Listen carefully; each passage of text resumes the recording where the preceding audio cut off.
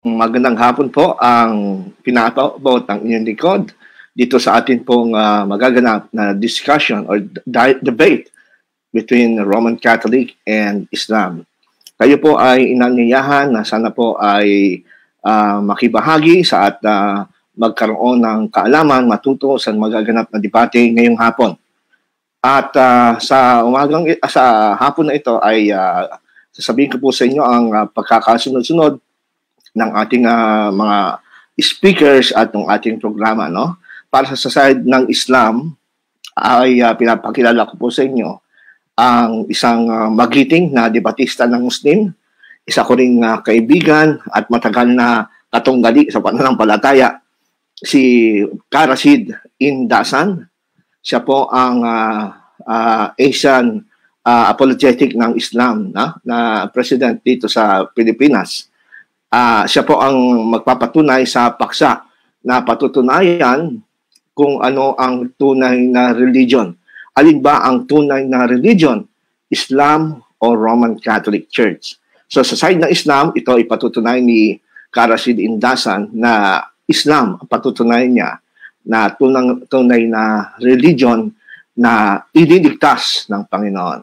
At sa side naman ng Roman Catholic Church, ay marinig natin na isa ko rin kaibigan, no? Kaya natutuwa ako dahil pareho ko tong kaibigan, no? Pag nag-uusap kami nito, para lang kaming mga naglulukuhan. Pero deep inside, alam namin na talagang ang ating pagkakaibigan ay mas malalim pa kaysa mga panlupa at talagang may respeto ko kami sa isa't isa. Ang sa side naman ng Roman Catholic Church ay walang iba kundi si Brother Alvin Gitamundo, isa rin veteranong debater at matagal ko na rin nakaka-debate.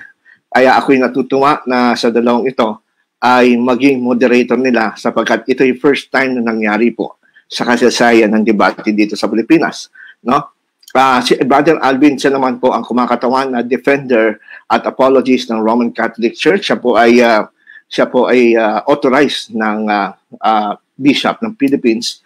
At siya po ay bahagi ng Catholic Faith Defenders sa buong Pilipinas. Nais ko pong ipakilala sa inyo at bigyan ng tagi-isang minuto ang bawat participant sa ating debate ngayong hapon para po magkaroon kayo ng konting background. Kung sino sila, bigyan natin sila ng tagi-isang minuto. So, unahin natin si Karasid Indasan. Karasid, pwede ho kayong bumati muna sa loob ng 1 minuto.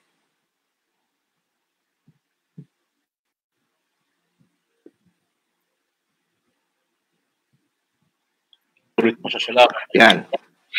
Alhamdulillah. Ang lahat ng papurit mo sa salamat ay kay Allah, ang Panginoon ng lahat ng nilalang. Assalamualaikum, tumanyo po ang kapayapaan. At ito po ay Panginoong talakayan. At sinisiguro ko po sa inyo mga kababayan na wala po personal dito. At hangad ko po ang objective na pag-uusap sa pagitan po namin ni Brother Alvin. Sa pong karangalan na pakarap po si Ginoong Alvin Gitamundo, isang chief Catholic faith. Karasid, ang imam po ng President po. Magandang hapon. Naman po natin ang pagbati sa panig ng Roman Catholic Apologist, si Brother Alvin Gitamundo. Tawagin po natin si Brother Alvin. Thank you very much, Doc Ronald Obidos, my friend, our moderator of this afternoon's, let's just say, online grand debates. This is still a grand debate because this involves the number one apologists from Islam in the Philippines. I'm glad to dialogue with Karasid Indasan of Islam. And then, good afternoon sa ating lahat, sa mga nakikinig sa atin, mga viewers sa atin at listeners. I hope we can learn many things from this dialogue. I have already talked with Karasid to make this as formal as possible. That's why we have Doc Ronald Obidos as our moderator. Kasi ito si Doc Ronald is number 1 to sa formalan ng debate. Kaya nakahawa kami dito. Maraming salamat po. Ang tatlo kami mga magkakaibigan dito. Huwag na kayong magtaka, no? Parang kamukha kaming tatlo eh. May Trinity na. Oh, may Trinity na. Salamat, Brother Alvin. At sa ating mga taga-subaybay, maraming matusubaybay ngayon sa debate ngayong hapon. Pero bago tayo formally mag-start sa ating debate, magka-introduce tayo sa pamamagitan ng prayer muna ng ating kapatid na si Brother Alvin. And then after ng kanyang prayer, isang introduction, ay isusunod natin naman ang sa side ng Quranic reading sa side ni Brother Rashid. Pero before that, babasahin ko muna ang magiging format ng ating debate, online debate. Okay? Meron po tayong dito na yung sa first stand, no? First stand ng bawat panig, meron po silang 30 minutes, no? 30 minutes at ang unang magpapakinggan na speaker ay ang Roman Catholic Church, and then susundan po ng presentation naman for 30 minutes ng Islam. And then after nilang i-present yung pareho nilang presentation, Islam and Roman Catholic, magkakaroon po ng cross-exam. Kakaibang cross-exam ito kasi ito ay running time for 20 minutes, okay? After ng kanilang first presentation, magkakaroon po ng cross-exam for 20 minutes, tag 10 minutes po ang silang dalawa. Okay? Ang unang magtatanong ay sa side ng Roman Catholic Church for 10 minutes running time, and then after the 10 minutes, ito namang side ng Islam ang magtatanong sa Roman Catholic, 10 minutes din. Then right after the cross-examination ng 20 minutes, ay magkakaroon ng rebuttal sa bawat side. Meron silang 25 minutes each. No? Ang mag-uunang magsasalita ng rebuttal ay RCC, Roman Catholic Church. After 25 minutes ay rebuttal naman ng Islam. Okay? Then after the rebuttal ay magkakaroon uli ng cross-examination. Ito naman po ay 20 minutes ulit. No? This time, mauna uli ang Roman Catholic for 10 minutes running time. After 10 minutes running time, yun namang side ng Islam ang magtatanong for 10 minutes. And then after the cross-examination, ay magkakaroon na tayo ng conclusion. Ito na yung pangatlong stand. Conclusion, take 15 minutes. Una munang mag-conclude ay ang RCC, Roman Catholic Church, and then susunod na conclusion, 15 minutes sa side ng Islam. And then, after that, ito maganda, magkakaroon po ng audience participation. Magbibigay kayo ng question po kayo mga nanonood ngayon. Sa loob ng mga 30 minutes siguro, question and answer. And make sure na ang question and answer ay alternate. No? Hindi lahat puro kay Alvin ang tanong sa Catholic, hindi lahat puro kay Rashid. Dapat alternate. Sa RCC, and then after RCC, ay ito pong Islam. No? At make sure na ang ating mga kasamahan sa team dito ay isusort yung mga tanong na darating. And then, lastly, yung moderator summation na inyong lingkod, Brother Ronald Obidos. So, bago tayo magsimula, pakinggan muna natin ang opening prayer sa pamamagitan ni Brother Alvin Gitamundok ng Roman Catholic Church. And then after that, si Karashid.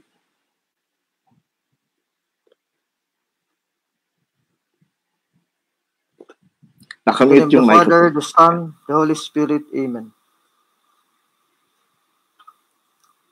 Nakamute daw. Okay na. Okay na. Okay, sige. So let us pray in the name of the Father, the Son, the Holy Spirit. Amen.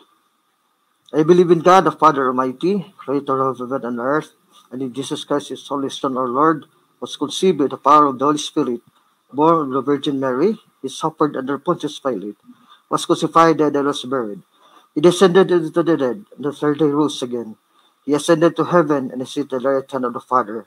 He will come again to judge the living and the dead. I believe in the Holy Spirit, the Holy Catholic Church, the communion of saints, the forgiveness of sins, the resurrection of body and love, life, and life everlasting. Amen. Our Father, who art in heaven, holy be your name. Your kingdom come, your will be done on earth as it is in heaven. Give us this day our daily bread, and forgive us our sins, as we forgive those who sin against us. Do not bring us to the test, but deliver us from evil. Amen. Hail Mary, full of grace, the Lord is with you. Blessed are you among women, and blessed is the fruit of thy womb, Jesus. Holy Mary, Mother of God, pray for us sinners, now and at the hour of our death. Amen. O my Jesus, forgive us our sins, save us from the fires of hell, and lead us to heaven, especially those who need most of thy divine mercy. Glory be to the Father, to the Son, and to the Holy Spirit, as it was in the beginning, so now ever shall be, world without an end.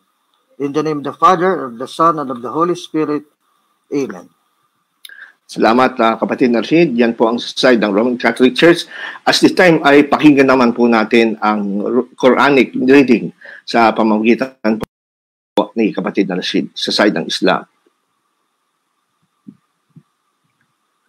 Assalamu ala man ittaba al-huda. أعوذ بالله من الشيطان الرجيم فأقم وجهك للدين حنيفا فطرة الله التي فطر الناس عليها لا تبديل لخلق الله ذلك الدين القيم ولكن أكثر الناس لا يعلمون قل إنني هداني ربي إلى صراط مستقيم دينا قيما ملة إبراهيم حنيفا وما كان من المشركين إن الدين عند الله الإسلام وما اختلف الذين أوتوا الكتاب إلا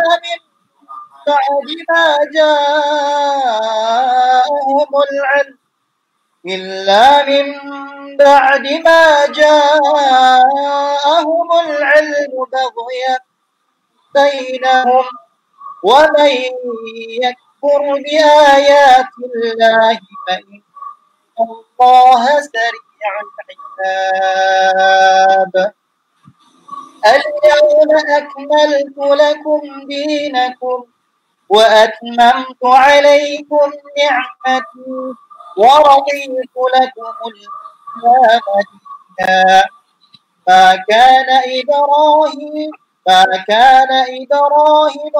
ما كان إبراهيم يهوديا ولا نصرانيا ولكن كان حنيفا مسلما وما كان من المشركين ومن يبتغ غير الإسلام دينا فلن يقبل منه وهو في الآخرة من الخاسرين أفمن شرح الله صدره للإسلام فهو على نور من ربه فويل للقاسية قلوبهم من ذكر الله أولئك في ضلال مبين. السلام عليكم. Okay. Salamat na marami sa side ng Islam. At tayo po ay dadako na sa pinaka-main event. Ito po yung sa topic na alin ba ang tunay na relihiyon? Ang Islam o ang Roman Catholic Church? Napakagandang pag-aaral po ito. So, napagkasundoan na ang una po nating speaker para mag-present ng kanyang case to prove that the Roman Catholic Church is the true religion ay magsisimula po tayo sa pamamagitan ng isang apologist na kaibigan si Alvin Gitamundok ng Roman Catholic Church. Siya po ay magpa-present for 30 minutes. Brother Alvin, ready ka na? Okay, timer natin pala. Yan yung timer. Yon. For 30 minutes. Okay, time starts now.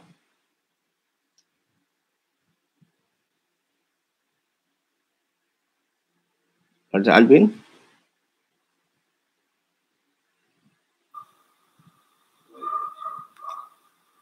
Hello. Am I clear? Doc Ronald, am I clear? Hello, hello?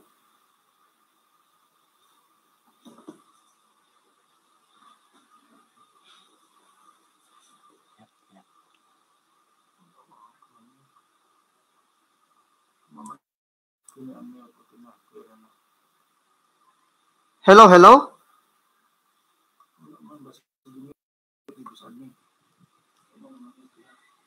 Sige, Brother Alvin. Naririnig na ba ako, Mr. Moderator? Yes, dinig na, clear. Okay, sige, I'll start. So once again, I would like to thank my worthy opponent, Karashid Indasan, for this wonderful time of our life to have a dialogue between me as a Catholic apologist and him as the Muslim apologist in the Philippines. And we have agreed a topic that we will prove both on our sides, me, that Roman Catholicism is the one true religion established by God here on earth, while also my friend Karashid would also establish his religion as Islam as true religion from God. Now, since this is my first affirmative stand, I would just like to inform Karashid and our moderator and the public, the listeners and viewers, that I would just also make a very clear analysis and comparative study as I present the side of the Roman Catholic Church, also with the very important points that I've discussed in comparison with Islam. So we can understand well, so we can have already a viewpoint on which to choose what religion is really teaching the truth. Now, I would just start that my first basis and foundation that me as a Catholic would say that the Roman Catholic Church or the Roman Catholic religion is established by God is simply first and foremost because of its founder. Any book, encyclopedia standard references that you can find aside from the scriptures, which are the Bible, which we Catholics have, actually the original scriptures with 73 books. Brad Rashid knows that it comes from the Roman Catholic Church in the historic Christian church in history. We have the whole Bible and the original Bible with us, even the original manuscripts. So my first basis and foundation is about the founder itself of the Roman Catholic religion or the Roman Catholic Church. Now, other than our Lord and Savior Jesus Christ, it has already been prophesied even in the New Testament. Before going to the secular references and books, we will open the Holy Book of the Scriptures, the Holy Bible.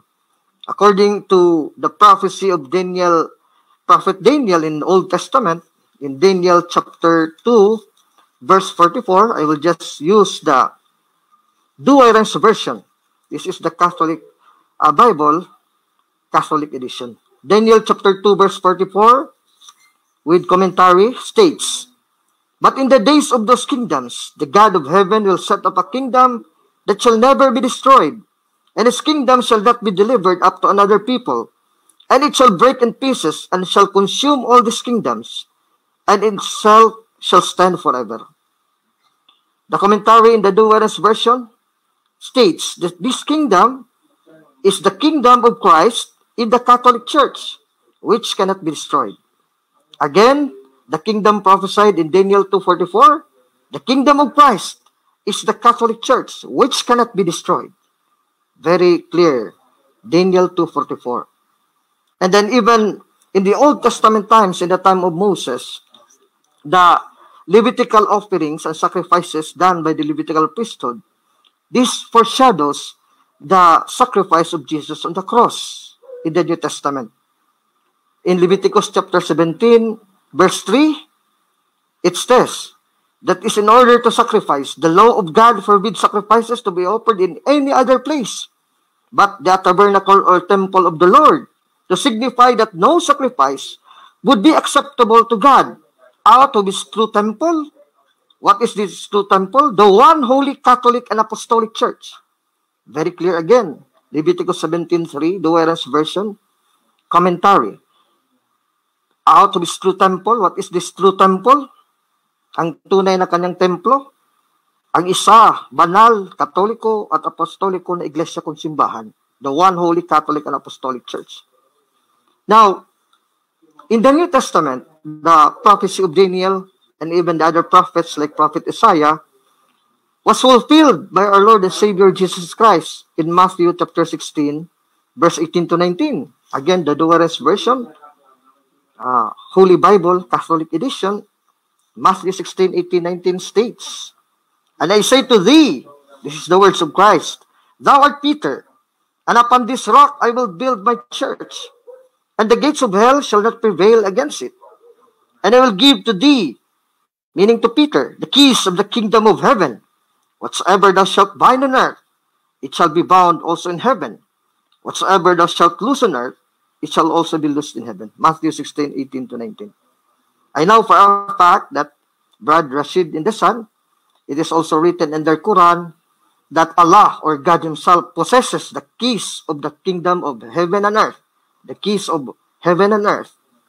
There are many verses in the Quran that states that. Meaning, if Christ has given the authority of the keys of the kingdom of heaven to Peter in Matthew 16, 18, 19, then this church is established by God through the instrumentality of Jesus Christ our Lord. In the Quran, our Muslim brothers also considered Jesus, named in Arabic as Isa al-Masih, as the Messiah or the Messiah to come. It is written in Quran Surah chapter 3. Let us just read the Quran. This is the Holy Quran with English translation and commentary with translator Maulana Muhammad Ali. Maulana Muhammad Ali. In Surah chapter 3, verse 45 to 46, we can read the following statements from Allah, the God of Islam, telling us about who Christ is. Surah 3, 45 to 46. When the angel said, "O Mary, surely Allah give thee good news with a word from Him, of one whose name is the Messiah, Jesus, son of Mary, worthy of regard in this world and hereafter, and of those who are drawn nigh to Allah." Verse 46, "And He will speak to the people in the cradle, and when of old age, and He will be one of the good ones." This Quran is clear. Surah chapter 3, verse 45 to 46, Jesus, known in Islam, in Arabic as Isa al-Masih, is the word from Allah, word from Him. In Arabic, kalimatu Allah. And in verse 46, He is truthful, He is righteous. Actually, our Muslim brothers regard Isa al-Masih or Jesus as sinless. Sinless with no sin, and then righteous and pious. Surah 3, 45 to 46. So if it's the word from Allah, the kalimatu Allah in Arabic, Isa al-Masih, the Messiah, Jesus, then what He says in Matthew 16, 18 to 19 is very clear and true. It is because God can never lie. And Jesus, Isa al-Masih, as the word of Allah, the kalimatu Allah, cannot also lie. So when He says in Matthew 16, 18, 19, "You are Peter, and upon this rock I will build my church. Et ego dicotebi, ito es Petros, et superhanc Petram, edificabo ecclesia miam, et portae infere, non prevalebant adversus iyo." Ikaw, Pedro, bato, at sa ibabaw ng batong ito ay itatayo ko ang aking iglesia. Maging ang pintuan ng Hades ay hindi makapanaig laban sa kanya. Ibig sabihin, napakalinaw na nagtatag si Kristo ng kanyang bayan. Walang iba kundi kanyang iglesia o simbahan. Ito ay kalakip, kasakop ng lahat ng mga tao na nanampalataya sa kanyang Injil, sa kanyang Ebanghelyo, ang ating Panginoon Kristo. Nandiyan naman dyan sa Quran, in Surah chapter 5, verse 48 below, that Christ is Al-Masih is also given the Injil as God or Allah has also given the Torah or the law to Moses, to Musa. So again, all in this verse, particular verse in Matthew 16, 18, 19, which is the fulfillment of the prophecy in Daniel chapter 2, verse 44, this is the kingdom of God Himself. Let us just say that this God is also Allah, because as Catholics, we also recognize the monotheistic God, Allah, of Islam, then the word of Allah or the word of God in Daniel 2:44, and if my Muslim brother would accept that Daniel is also a prophet, a Nabi, then they would also accept the truths and the fulfillment of such a prophecy. For if there is no fulfillment of the prophecy of Daniel, meaning that Daniel as a Nabi of Islam is a false Nabi, he is not a true prophet. So there must be, and there can only be one fulfillment of such a prophecy in Daniel 2:44, and no other than the church that Christ founded in Matthew 16:18-19. Again, let me read. And I say to thee that thou art Peter, and upon this rock I will build my church, and the gates of hell shall not prevail against it. And I will give to thee the keys of the kingdom of heaven. Whatsoever thou shalt bind on earth shall be bound in heaven. Whatsoever thou shalt loose on earth, it shall be loosed also in heaven. Matthew 16:18-19. Now, maybe Karashid and other, not only my Muslim friends here, now listening us and watching us, but also the non-Catholic Christian brothers, like the Protestants, the non-Catholics listening to us now, would make a commentary that Brother Alvin has not read in the verse Catholic Church. Particularly in this verse, Christ did not name his church. But in other verses of the scriptures, of course, Christ also named the church. For example, in the Gospel according to Mark, since Mark is also an evangelist, under Peter, St. Peter, who which Christ commissioned Peter as the chief or the head of the church in Matthew 16:18-19, St. Peter also relayed to Mark that it should be written in his gospel to quote another prophecy, the prophet Isaiah, chapter 56, verse 7, quoted verbatim in Mark 11:17. By the way, during the time when I debated our good friend, our moderator, Dr. Ronald Obidos, when he was still a Seventh-day Adventist, I also used this verse. Why? Because this verse holds clearly how we name and how we can identify the very clear mark of the church founded by Christ in Matthew 16:18-19. The verse reads in Mark 11:17. Let us read the same Bible, the Wayran's version.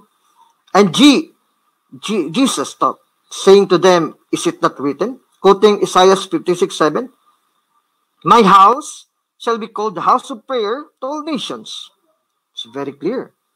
The house is no other than, according to St. Paul, and all the other apostles agree, the house of God is the church of the living God. 1 Timothy chapter 3, verse 15.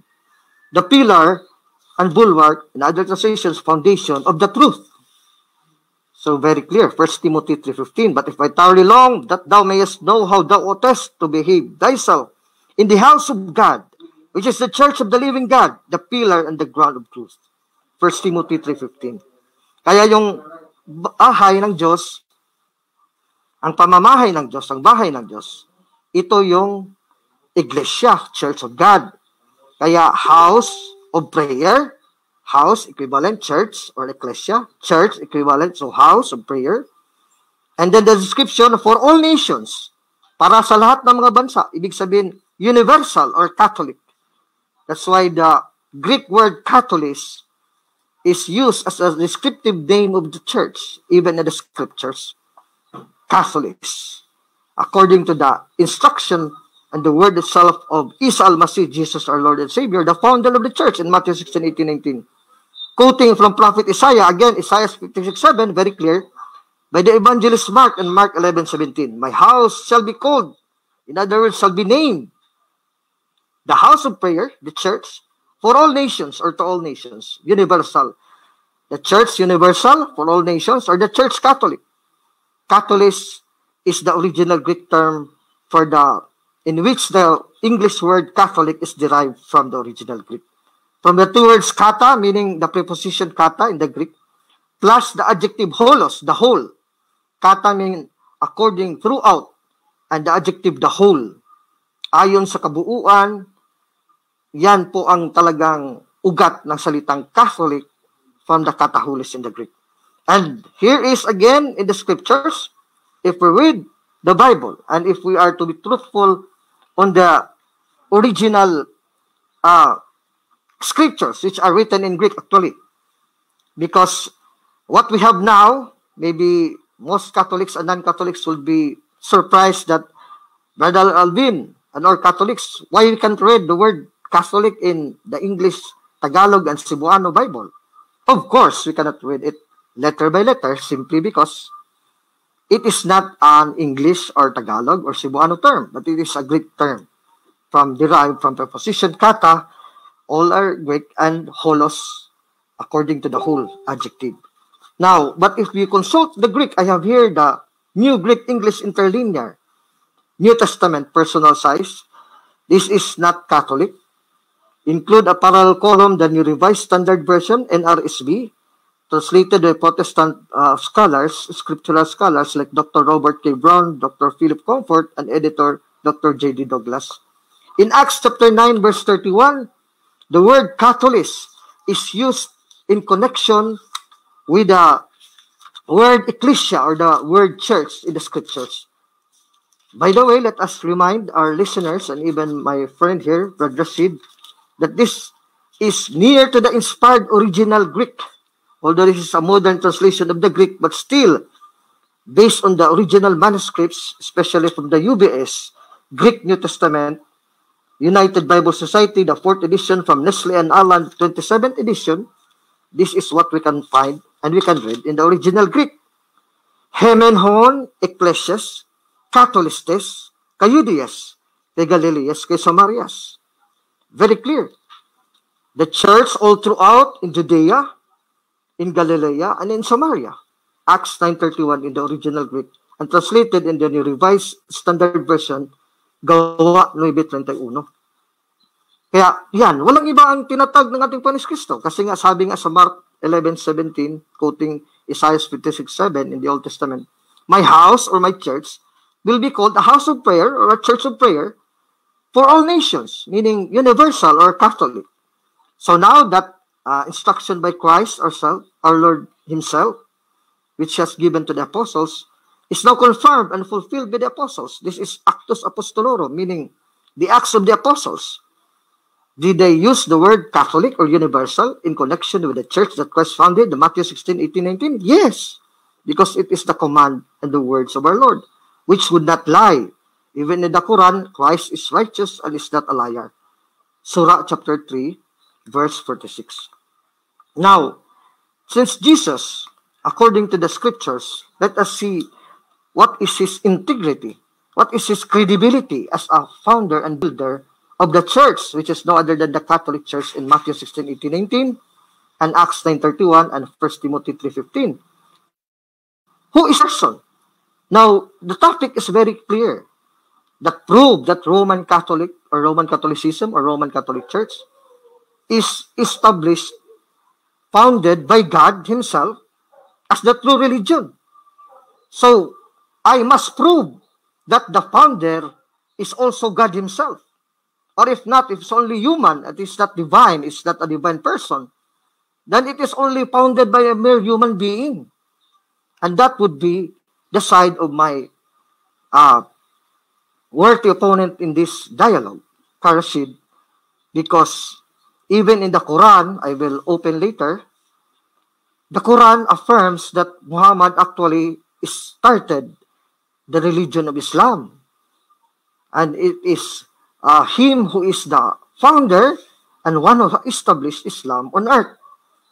Maybe Rashid would tell us later that it also comes from Allah, but also mediated from Angel Gabriel to Muhammad. But compared to the Roman Catholic Church, there is no angel between here, or even any prophet. There is no messenger or nabi or prophets between God and man on earth, but Christ Jesus our Lord. And he is a divine person. That is a fundamental difference between the truth and veracity of the Roman Catholic religion established directly by God, according to Daniel 2:44. It will be God who will establish his own kingdom in the time of the kings. That was, in his story, the time of the Roman Empire. So again, we will establish, if I can establish that on the side of the Catholic Church, it is God himself, to the person of the Son, who established this church in Matthew 16:18-19, then I have already established my proposition that I have proven by the word of God, by the word of Allah, that really the Catholic Church is founded by God himself. Because its founder, Jesus Christ, our Lord, is the Son of God, and by nature also is a divine person like the Father. It is clearly written in the Jewish scriptures. Otherwise, if we do not affirm the prophecy of Prophet Isaiah, then we, both Catholics and Muslims, would deny that Isaiah is a true Nabi or a true prophet of God or Allah. So we must accept this with full humility. If we're truly to submit to the will of Allah or the will of God, then what is written letter by letter, literal in the scriptures, in the Old Testament, let us accept this with full humility.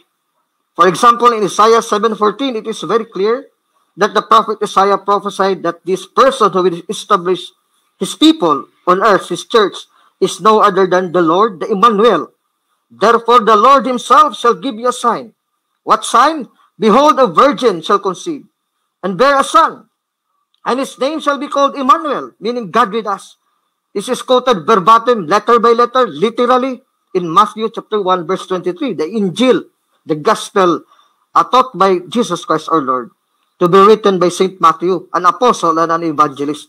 Letter by letter again, Isaiah 7:14 quoted by Matthew in Matthew chapter 1, verse 23.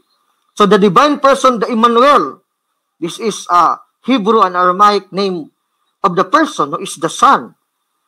By the way, let us also thank our Muslim brothers that they also accept and revere the Blessed Virgin Mary as really truly virgin, and until now still virgin and pure. It is much better our Muslim brothers have realized that. Because why? We're also sad to know that many non-Catholics, especially those claiming to be Christians, but on the Protestant side of the Christianity, they do not revere and do not respect the Blessed Virgin Mary as really virgin. But the Muslims, they revere the Blessed Virgin Mary as really a true virgin. Until now and forever and ever.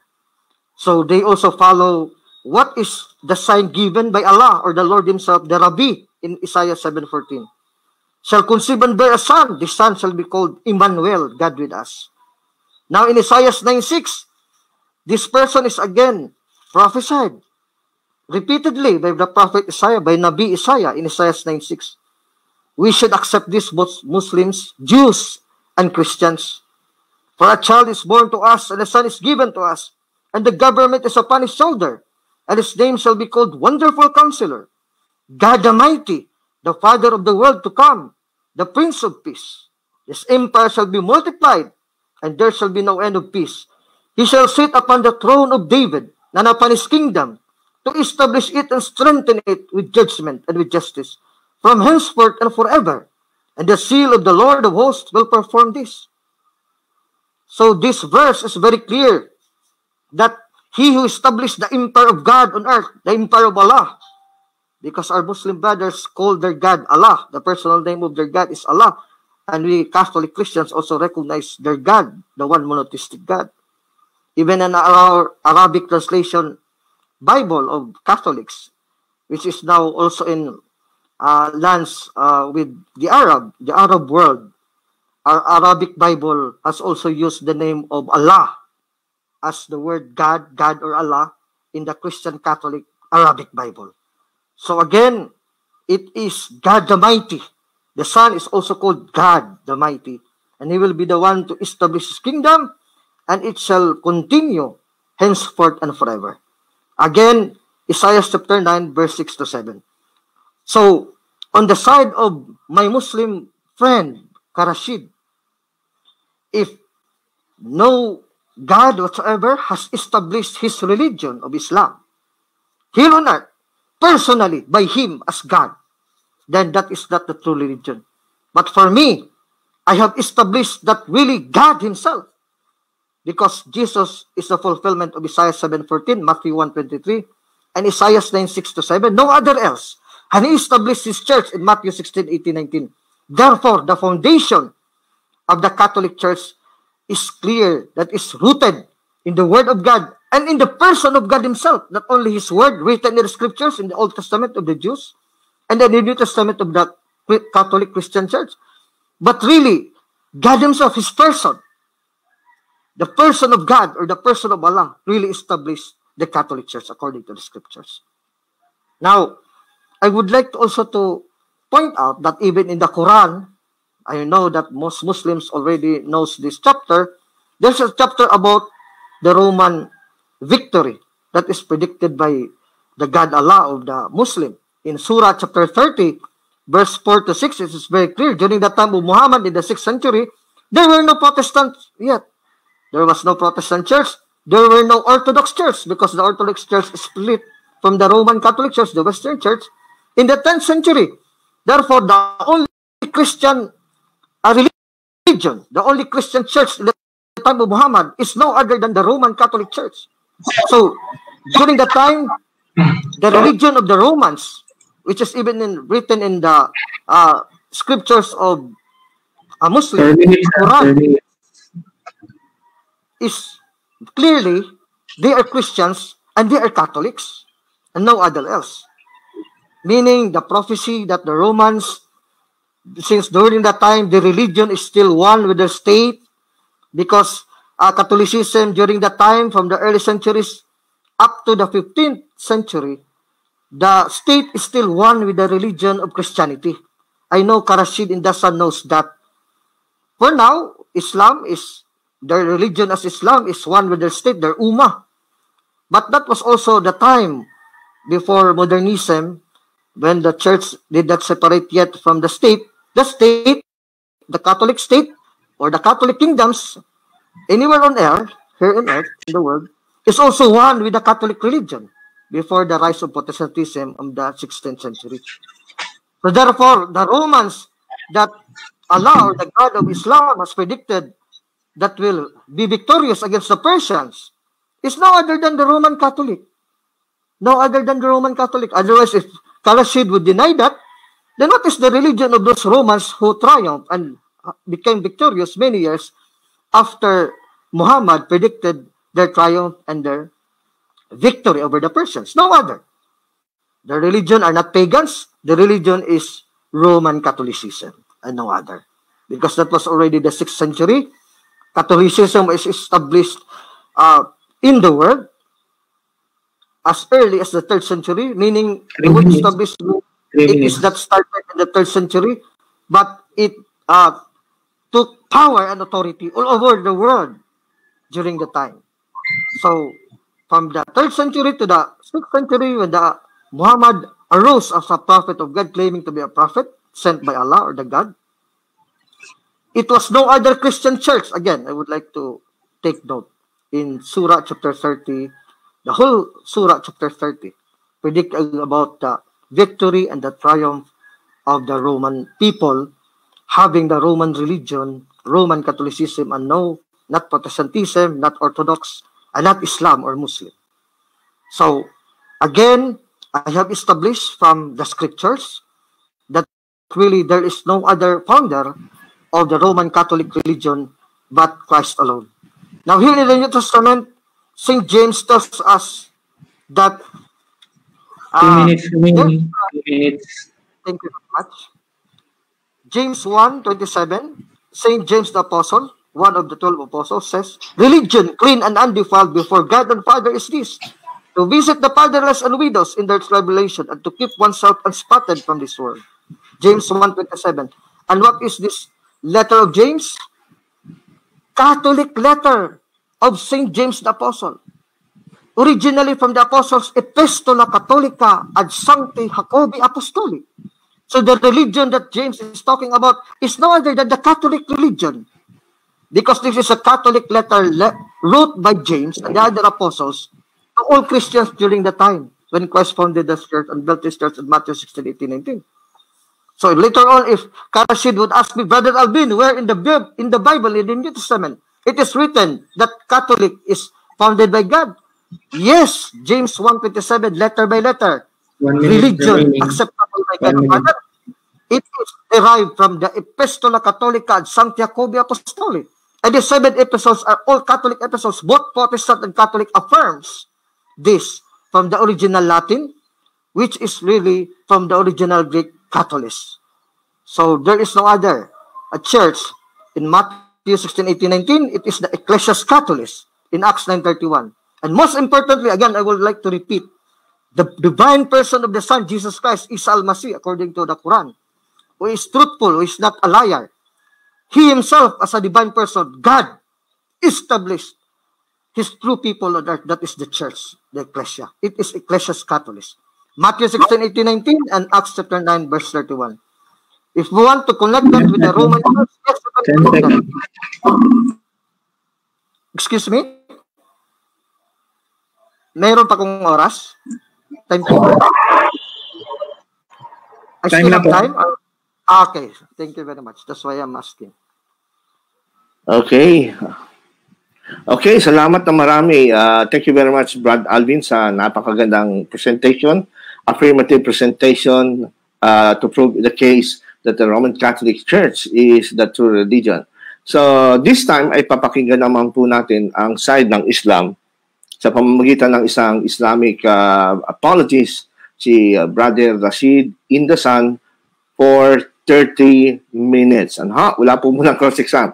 30 minutes presentation ng case niya, kung papatunayan naman niya na bakit naman niya nasabi na ang Islam ang true religion. Brother Rashid, are you ready? Okay. Go ahead. 30 minutes. In timer natin, ha? Alhamdulillah Rabbil Alamin. Wassalatu wassalamu ala ashrafil anbiya'i wal mursalin. Nabiyina Muhammad wal alihi wa sahbihi ajma'in. Amma ba'd. Assalamu alaikum wa rahmatullah. Nag-e-echo ata. Okay. Magandang hapon po sa inyo. Isa pong kagalakan sa aking puso na makaharap po ngayon sa isang maginong debate ang ating kumbari, si Ginong ating mundo. Katulad ng pinag-usapan po namin mga kababayan,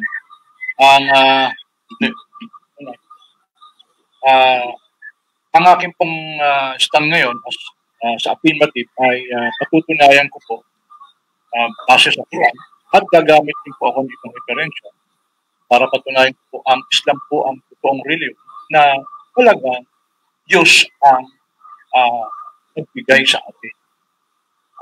Internal evidence po the Quran. Tutol ko naman po mamaya po sa rebuttal katulad ng maginoong pag-uusap po namin Ginoong Alvin.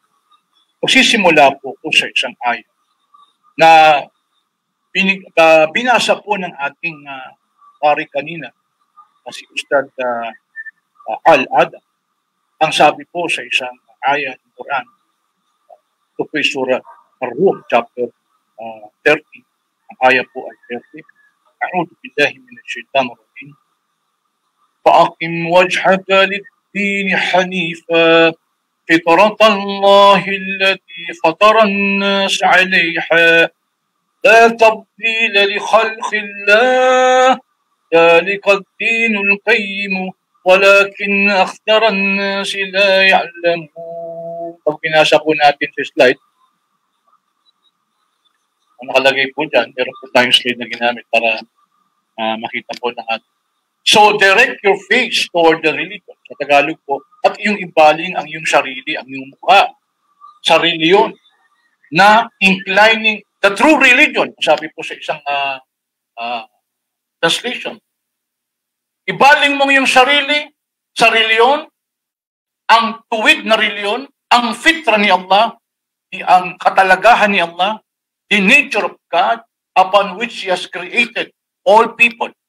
Sa ang utos po, ating ibaling ang ating sarili, isuko natin ang ating sarili sa isang reliyon, matuwid na reliyon, na siyang katalagahan ng Diyos, na sa pamamagitan ng katalagahan ito ay nilikha niya ang tao. Wala pang tao, meron ng reliyon, isang matuwid na reliyon. At ito ang katalagahan ng Diyos na ibinigay sa atin. Ito po yung essence, nature, mula sa nature na ito, at ay nilikha tayo ng Panginoon. Sabi niya pa sa isang ayat, mga kapatid. Sabi po niya, Qul, innani hadani rabbi ila siratim mustaqimin dinan kiyaman millata Ibrahim hanifa wa ma kana minal mushrikin. Indeed, sabihin nyo, o mga Muslim, Indeed, my Lord has guided me to a straight path. Pinatnubayan kami ng aming Panginoon sa matuwid na landas. A correct religion, ang totoong reliyon. The way, the religion of Abraham, inclining towards the truth. At hindi siya from among who was associate, nagtambal sa pagsamba kay Allah subhanahu wa ta'ala. So mayroong reliyon, isang matuwid na reliyon, katalagahan ng Diyos. Sa pamamagitan ng katalagahan ito, nilikha, kasama si Alvin, kasama ako. Sa pamamagitan ng reliyong ito, ay nilikha tayo ng nag-iisang Diyos. Kaya, ang sabi pa, anong pangalan ng reliyon na ito? Na isang reliyong matuwid, ang katalagahan ng Diyos, ang reliyon ni Abraham. Palinaw, letra por letra. Diyos mismo ang nagbigay. Pag pinasa natin ang Surah Al-Imran, chapter 3, verse 19, Inna ad-dina inda Allahil Islam. The religion in the sight of Allah is Islam. Ang reliyon, saganang sa Diyos. Ang reliyon, saganang kay Allah. Ano yun? Ay Islam. Hindi po tao nagbigay. I acknowledge yung sinabi ni Brother Alvin, the Roman Catholic acknowledge Allah as the true God. Allah is the one who nagbigay ng reliyon, na siya mismo ang nagbigay ng pangalan Islam. At napapansin po ninyo, hindi ko pinagtagpi-tagpi ang mga talata para buuin po yung salitang Islam, sapagkat hayagan makikita mo letra por letra na Diyos mismo ang nagbigay ng pangalang Islam. At ano pa? At kapag ang Diyos, itong reliyong ito, sa panahon ni Propeta Muhammad, palibasa siyang huling sugo, the last prophet, sent by God to all mankind, hindi lang sa Israel, katulad ni Jesucristo. Si Propeta Muhammad ang huling sugo, ang Khatamun Nabi, the seal of the prophet. Pagdating niya, ay ginawa ng perpektuang palatuntunan ang reliyon ng Diyos na ibinigay niya sa tao sa makatuwid ng Islam. Siya mismo nagbigay ng pangalan. At pagdating ni Propeta Muhammad SAW, ang sabi ng Diyos, Al-yawma akmaltu lakum dinakum wa atmamtu alaykum ni'mati wa raditu lakumul Islam dina.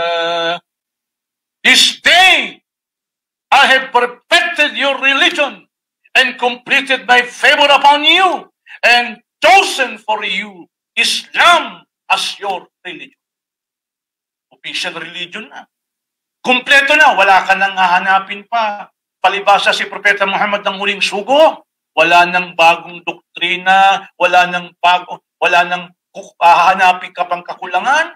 Kompleto na. Perfecto na. Kompleto na. Kinumpleto na ng Diyos. So malinaw.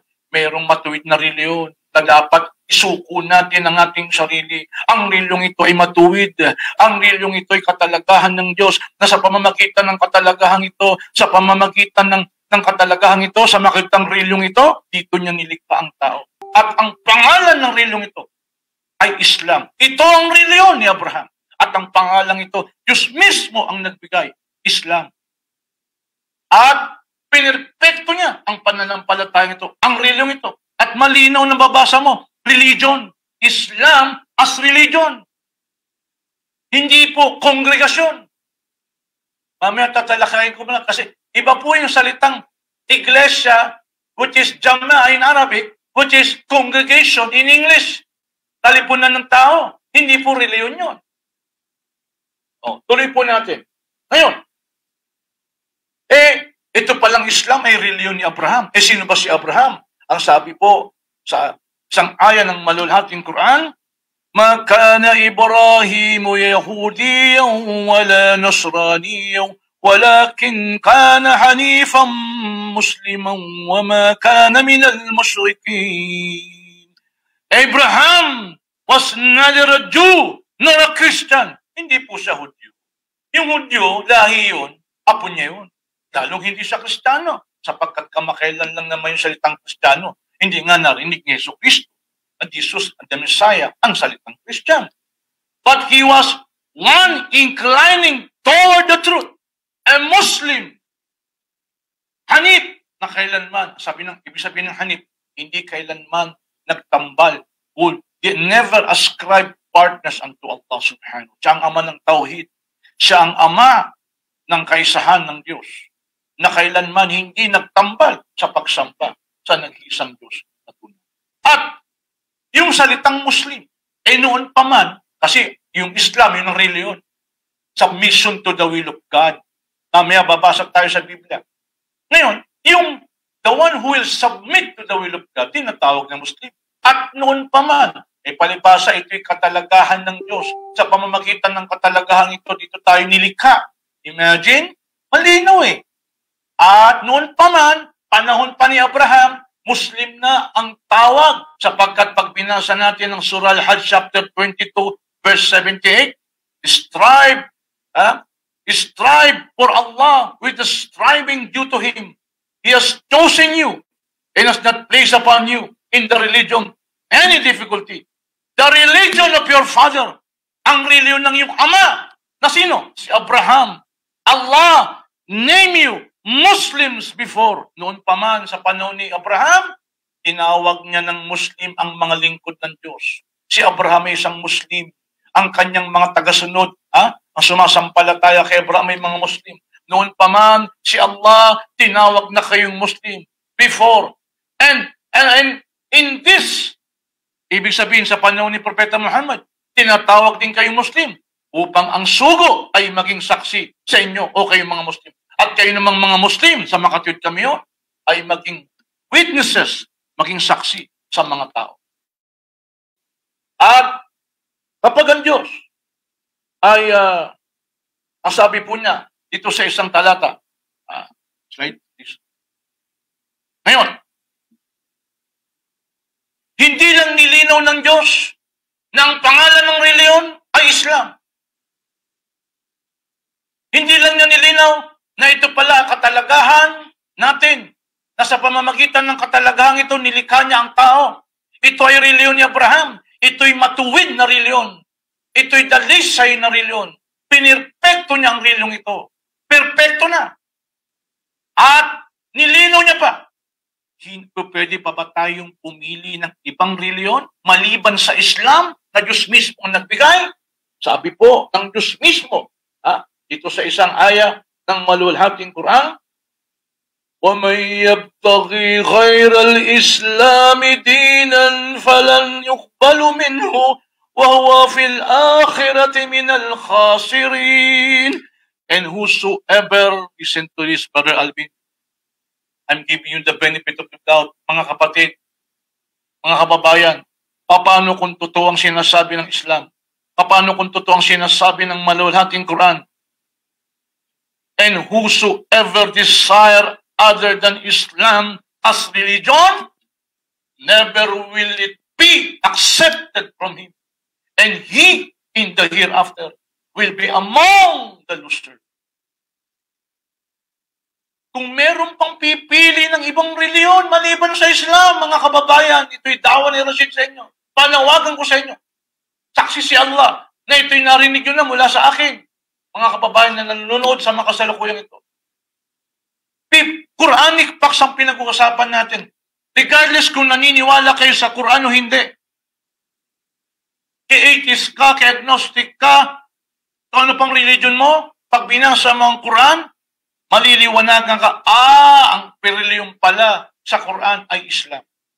Baliktarin natin, ganun din ba sa Biblia? With all due respect sa ating katunggali. Sinusundan ko yung mga talatang pinabasa niya. With all honestly, I don't think na yung taong may pangunawa magbabasa ng Biblia, mararamdaman niya, kanyang ikukonclude sa kanyang isipan na biblical facts nakalagay sa Bible, ang reliyon na binigay ng Diyos ay Iglesia Katolika, Apostolika, Romana. I don't think so. Kaya dito pa lang, I believe, napapatunayan ko using internal evidence from the Quran na Islam talaga ang tunay na reliyon na Diyos mismo ang may bigay. Kaya mga kababayan, matindi.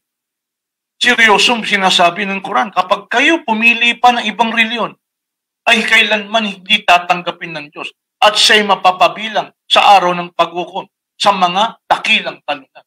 Ibig sabihin, hindi maliligtas ang wala sa reliyong ito na Diyos mismo nagbigay. Islam is the official religion in the day of judgment. Walang ibang reliyon na tatanggapin ng Diyos maliban sa reliyon. Ito pa lang napapatunayan ko, hindi ko pinagtagpi-tagpi ang mga talata, kapatid. Mga kababayan. Napapatunayan ko, Quranic facts. With all due respect sa aking katunggali. At ano pang sinasabi ko patungkol sa pananampalatayang Islam? Ang sabi po dito, ilinaw pa, ang kaligtasan ay yaong isusuko nila ang kanilang sarili. Mga kapatid, mga kababayan, pakinggan po ninyo. Ikumpara natin sa Bible. Wala mo na akong paggiba doon sa mga statement ni Brother Alvin, pero ito, universal sasabihin ko. Pasintabi kay Brother Alvin, mamaya magtatanong po ko. Rhetorical question pagdating sa Bible. Malinaw na mababasa natin sa Quran ang mga pananalitang ito. Ano po ang sabi ng Diyos mismo? Ya ibadi la khawfun alaykumul yawma wala antum ta'zanun. الذين آمنوا بآياتنا وكانوا مسلمين ادخلوا الجنة أنتم أزواجكم تحبرون. So, in one whose breast, sasabihin ng Diyos sa araw ng paghukom, o aking mga lingkod, wala nang takot sa inyo sa araw na ito. Wala nang pangamba sa inyong mga puso. Palibasa, kayo'y sumampalataya sa aking mga tanda at kayo'y mga Muslim. Mga Muslim. And where Muslim enter paradise, pumasok kayo sa paraiso. You and your kinds. Hindi ko po mabasa sa Biblia na Diyos mismo ang nagbigay ng sabi ng Diyos. Ang reliyon para sa inyo ay Iglesia Katolika, Apostolika, Romana. Hindi ko muna ginigiba yung presentation ni Brother Alvin. Ito rhetorical question. Hindi ko po maramdaman kapag binasa ko ang Biblia at ako alam ko sa sang-ayon ng aking mga kababayan, kapag binasa ko ang Biblia, pag hindi ako Katoliko, mapupunta ako sa impyerno. At pagkat kailangan maging Katoliko ako para ako pumasok sa langit o paraiso, sa Quran ganun. Paano kung totoo, mga kababayan ng Quran al-Karim? Ang Quran mismo, ang Islam, Diyos mismo ang nagbigay, ang lumalang sa ating lahat. Ginawa niyang perpekto ang reliyong ito. At hindi na tatanggapin anumang reliyon maliban pa rito. At sa araw ng paghukom, mapapabilang siya sa dakilang talunan. Sa makatwid, hindi maliligtas. At yaong maliligtas, ano pong sabi? Yaong isinuko nilang kanilang sarili. Sa makatwid, yaong mga Muslim. Mga Muslim. O palibasa kayo mga Muslim, pumasok kayo sa aking paraiso. Yan ang magandang balita na ibinibigay ko sa inyo, mga kababayan.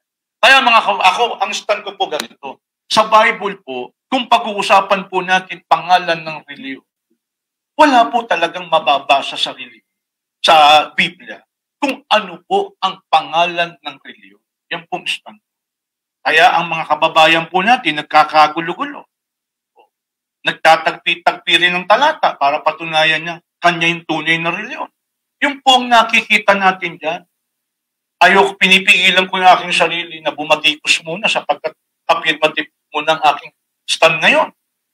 Okay. So, yung binibigyan ko lang kayo ng idea, what if, mga kababayan, buksan natin ang isip natin, kung kayo po ang magbabasa ng Biblia, mararamdaman niyo po ba talaga kung ano po ang pangalan ng reliyon? Particular dito sa aming pag-uusap ni Brother Alvin, na mababasa mo po talaga, mararamdaman mo, you will therefore conclude that the verses from the Bible, biblical facts, mababasa po natin na ang official religion na ibinigay po ng Diyos ayon po sa Biblia ay Iglesia Katolika Apostolika Romana? Yun po yung tanong ko sa inyo. Iiwan ko ng katanungan sa inyo. Sa isip. Pero ako, very confident po ako. At this moment, sa usapin ito, napapatunayan ko internal evidence from the Quran. Quranic facts. Kahit agnostic ka, kahit atheist ka, pag binasa mo ang Quran, malinaw na ikaw mismo makapagpapatunay. Mayroon palang reliyong sinasabi sa Quran na Diyos ang nagbigay Islam. Kaya I wonder kung isang may bukas, open mind, ang magbubukas ng Biblia, babasahin niya, mararamdaman niya ba talaga, totoo lang, sasagi ba sa isip natin?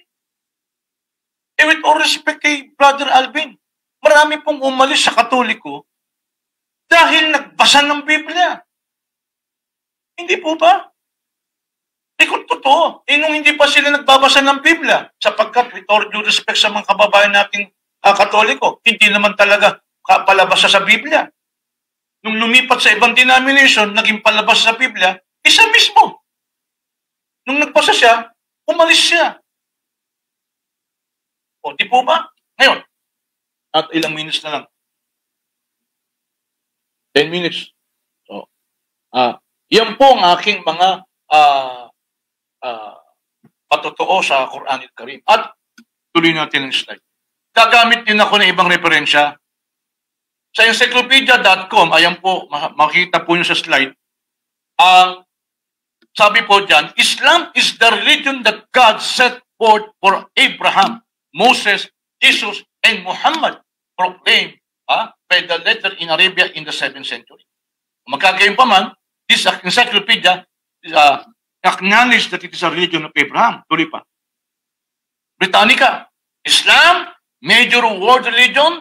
In Islam, Muhammad is considered the last of series of prophets, including Adam, Noah, Abraham, Solomon, and Jesus, and his message simultaneously consummate and completes the revelation attributed to earlier prophets. Sabi po ng Britannic. Tuloy pa. So, mamaya na yan. Okay? Papakita natin yan. Ha? Mamaya na yan kasi affirmative ako eh. Tuloy. Okay? Ngayon mga kababayan Katoliko, sa totoo lang, ayoko nang makipagdebate sa Katoliko. Hindi na nga ako naghahamon sa Katoliko eh. Paalala ko lang kay Alvin si Alvin po ang naghamon sa akin. Nangiliti sa mga comment. Kaya pinatulan ko. Pero personally, hindi po ako naghahamon sa Katoliko. Sa mundo, worldwide, wala na pong debate sa pagitan ng Muslim at Katoliko. Wala na po. Bakit? Diniklara na ng kanilang otoridad. Unang-una nga pala, emotionally, malapit sa akin ang mga Katoliko. Ang pangalawang pamilya ko po, Katoliko. Ang mga kinagistang kapitbahay, mga kaibigan, Katoliko. Matitigas talaga ang ulo ng mga CFD. ng mga Catholic Faith Defender ano pong sabi ng Catechism of the Roman Catholic? Nakikita ba ako sa screen? Ito po hawak ko, Catechism of the Catholic Church. Mababasa niyo po sa slide. Ano pong diniklara? Sa paragraph 841, the church relationship with the Muslim. Kasi ang Katoliko naman, hindi naman talaga Bible-based alone. Unang-una, ang isang Katoliko dapat sumusunod sa katekismo. Yung dapat paniwalaan, sundin ng Katoliko, dito nakalagay sa Catechism of the Catholic Church. Ano po sabi ng Roman Catholic Authority? The plan of salvation also includes those who acknowledge the Creator. Ang plano ng kaligtasan ay kasama, includes yaong mga kumikilala sa tagapaglikha. In the first place amongst, una't higit sa lahat, sino? Are the Muslims. Ayan o. Bakit? They profess to hold the faith of Abraham. And together with us Catholics, the Muslim, they adore the one merciful God, mankind's judge on the last day. Alam mo ninyo, simula nung diniklara ng simbahang Katolik to, Yung marami pong nagalit na protestante at ibang evangelicals, tutol sila. How come sabihin nyo, pwede rin maligtas ng Muslim? Kaya, yung mga kababayan mo Katoliko, ayoko na talagang makipagdebate sa Roman Catholic. Kasi ligtas din pala kami mga Muslim.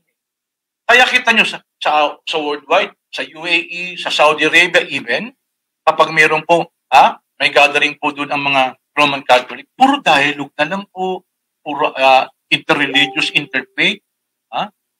Ako hindi ako naghahamon sa Katoliko. Ang hinahamon ko po yung mga ibang, kung tawagin ng Katoliko, sektang sulpot. Yun ang hinahamon ko. Pero Katoliko, hindi ko po naghahamon. Dahil po dito, ito po ang unang kadahilanan. Bukod doon dyan, meron po akong mga ibang libro, tingnan nyo, sumulat po ang Katoliko, Kenneth Cragg, Muhammad and the Christian. Pag di pinasa po nyo to, daig pa ng isang Katoliko, kung purihin po si Propeta Muhammad sallallahu alaihi wasallam, daig pa ng Katoliko ang Muslim, kung purihin niya si Propeta Muhammad sallallahu alaihi wasallam. He acknowledged the Prophet of Islam. Imagine. Ano pa? May libro pa ako dito. Yung isang aklat natin na ginawa, ito, Interreligious Dialogue. Kita nyo.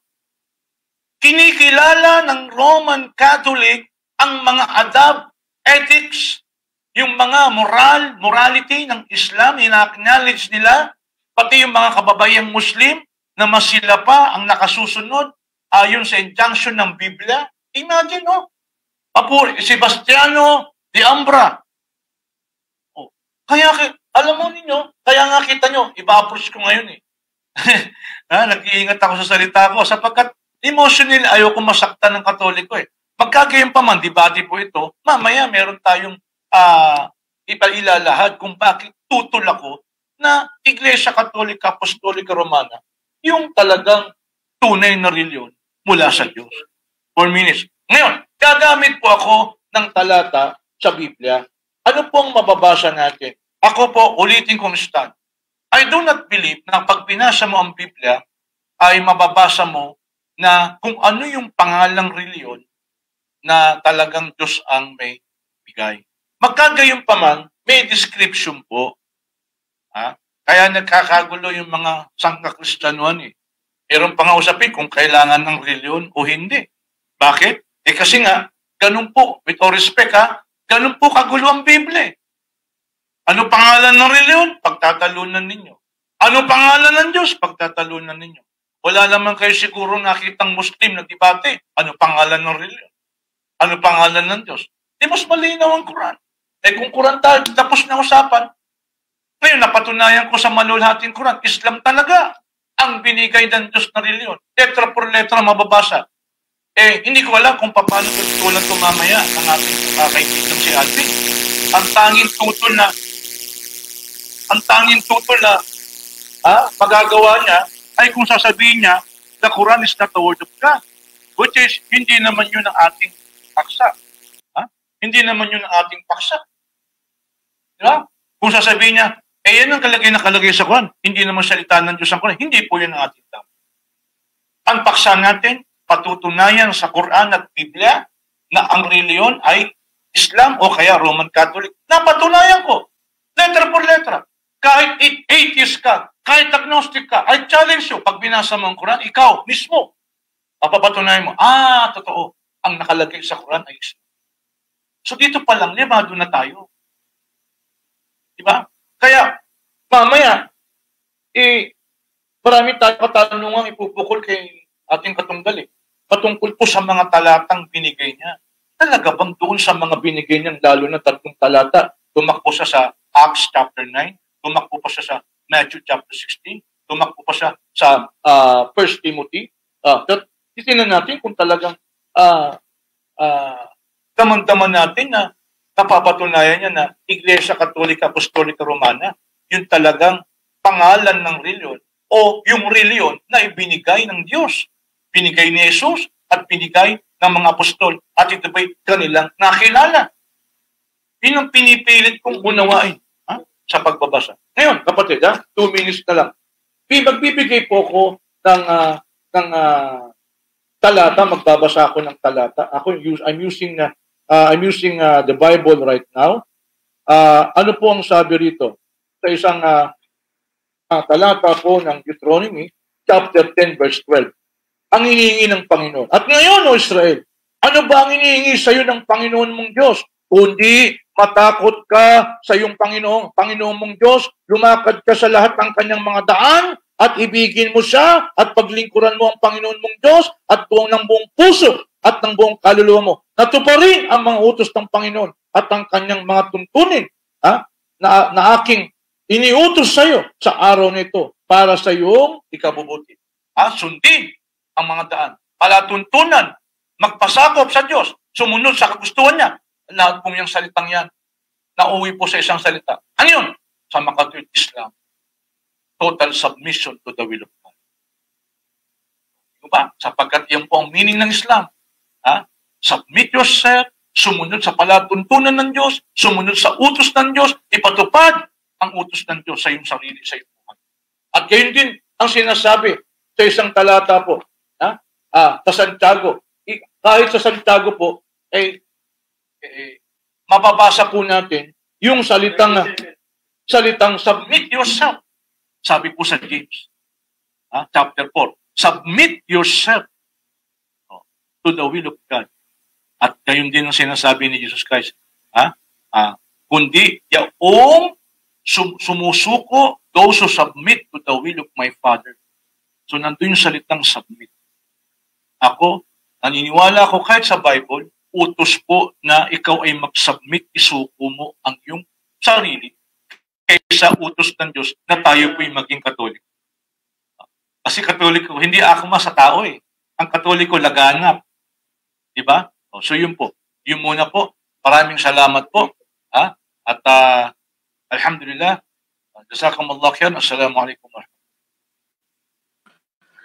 Okay, maraming salamat Brother Rashid sa isang magandang presentation sa paanig naman ng Islam. Maganda at talagang narinig natin ang buong-buo ang presentation ni Brad Alvin at ni Brother Rashid at malinaw ang kanilang mga presentation. Meron tayong isasalang-alang na request before our cross-exam. Brother Rashid, meron ata tayong 5 minutes break for prayer. Tama ba?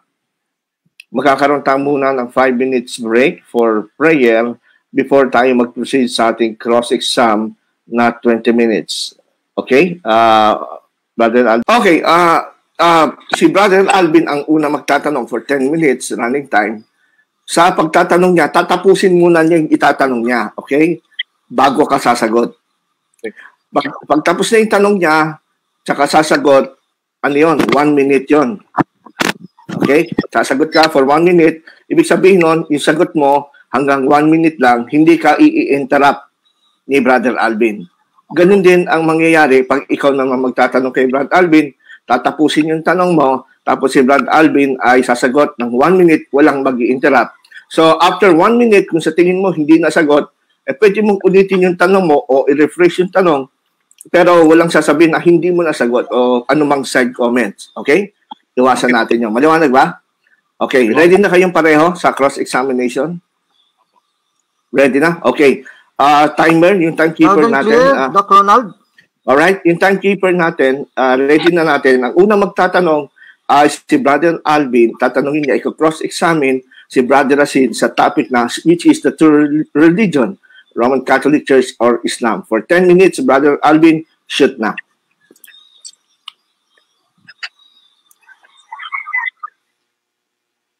Okay? Game. Start na. Okay po. Ready na po. Alvin? Brother Alvin? Na ano ata? Na freeze ata.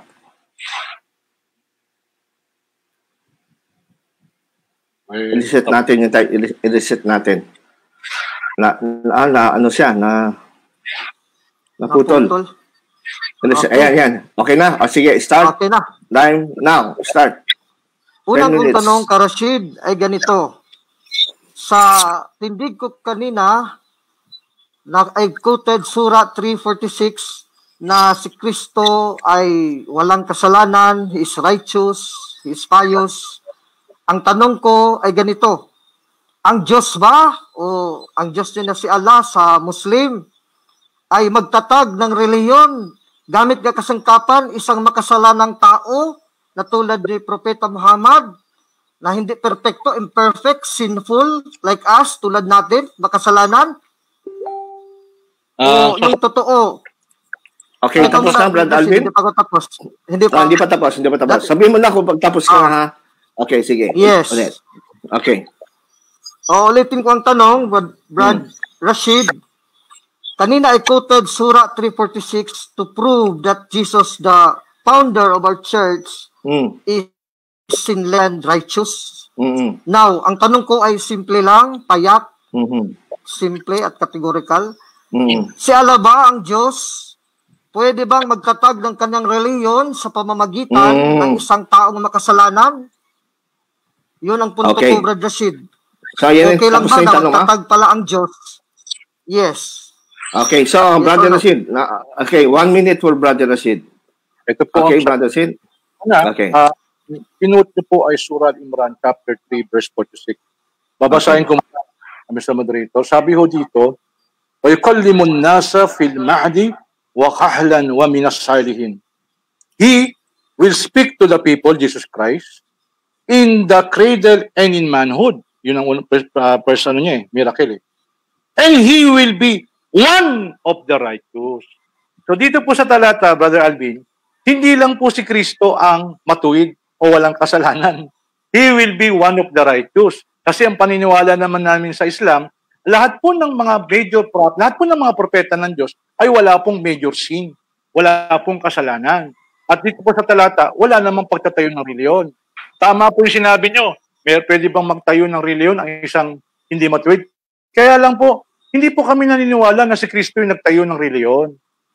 Never po tayo makababasa na nagtayo po ng reliyon si Kristo. Lalo na po sa Islam. Time. Tapos na yung 1 minute.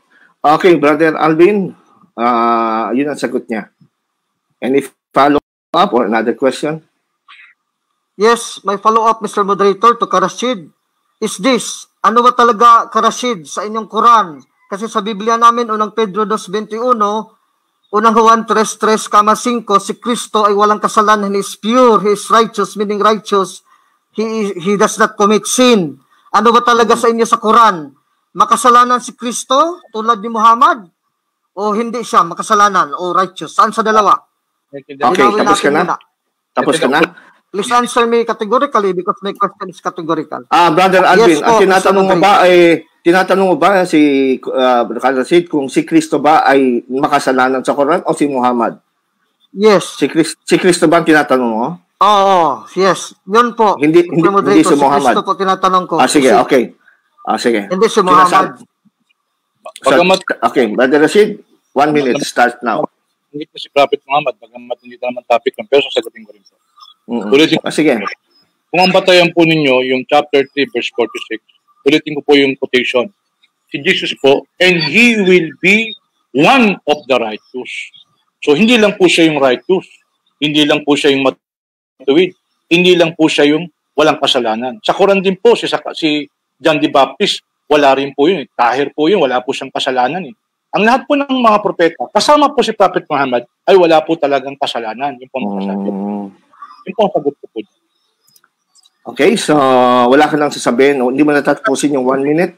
Walang kasalanan si David, walang kasalanan si Noah, lahat po ng mga medyo ng kasalanan ng mga ng Bible prophets o ng mga propeta sa Bible, pinasinungalingan po ng Quran yon.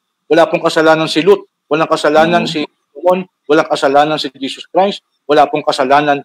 Kasi sa Bible, kung mababasa, Brother Ronald, kung babasahin ko po yung Bible, naniniwala na walang kasalanan si Jesus. Pero yun ang po. Okay. 1 minute time. Thank you, Brother Rashid. Brother Alvin, yung sagot niya, walang kasalanan si Propeta Muhammad kagaya ng ibang mga propeta ng Diyos. Kahit si Jesus. Ang sunod ko na tanong, Karashid, sabi mo, walang kasalanan si Muhammad. Walang kasalanan ang mga propeta. You quoted other prophets like Abraham, Moses, etc. Meron ka bang mababasa sa Biblia at sa Quran, letra po letra, na walang kasalanan bukod kay Jesus sa Quran at sa Biblia, na walang kasalanan ito si Muhammad at ibang propeta? Meron o wala? Chapter and verse po. Mr. Moderator, I would like to take note na I'm asking chapter and verse na letra po letra, walang kasalanan, kasi yun ang payak na sinabi ni Karasid. Walang kasalanan. Dapat mabasa yung letra po letra, otherwise walang kasalanan kung hindi mabasa. Sige, okay. I-refresh ko, Karasid. Muhammad. Hinihiding ni Alvin na word si for Muhammad word. Na lang. Sige. Okay, word for word, verse sa Quran na si Prophet Muhammad ay hindi nagkasala o walang kasalanan. Meron ka daw bang mababasa nun? Siyempre, 1 minute. Hapan naman natin kung ano po yung sagot po, gagalangin po nung nagtatanong, di po ba? Siyempre. Babasa muna po ako. Ganito kasi ang stand po namin sa mga propeta. Ang lahat po ng propeta, hindi po namin pinagsasabong-sabong. Lahat po itinuturing namin na pantay-pantay kasi yun po yung utos ng Diyos. Ang sabi po dito, amana ar-rasulu bima unzila ilayhi min rabbih wal mu'minun kullun amana billahi wa malaikatihi wa kutubihi wa rusulihi la nufarriqu bayna ahadin min rusuli. We make no distinction between one and another of the messenger. So hindi po kami nagdi-distinct kung sino po yung mas matuwid, mas maganito. Hindi, it's God's business. Pangalawa, pag binasa po natin yung chapter 19 verse 7 at chapter 3 verse 39, ito'y patungkol po kay John the Baptist. 10 seconds. Time po natin yung chapter 3 verse 39 ng maluwalhating Quran, bago yung chapter 3 verse 46 na binasa niya kanina. And the angels... Sige, pagbibigyan kita, basahin mo. Sige. Tapos na yung time mo, pero basahin mo.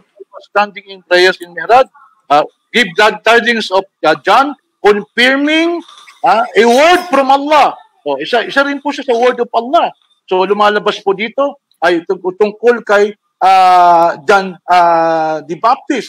Si John the Baptist ay sinabi rin po, ayon din sa chapter 19 verse 7, at siya po ay katulad din ni Nabi Isa alayhi salatu wassalam na at si Abraham pa sa surah sa 37. Time na. Thank you, Karasid.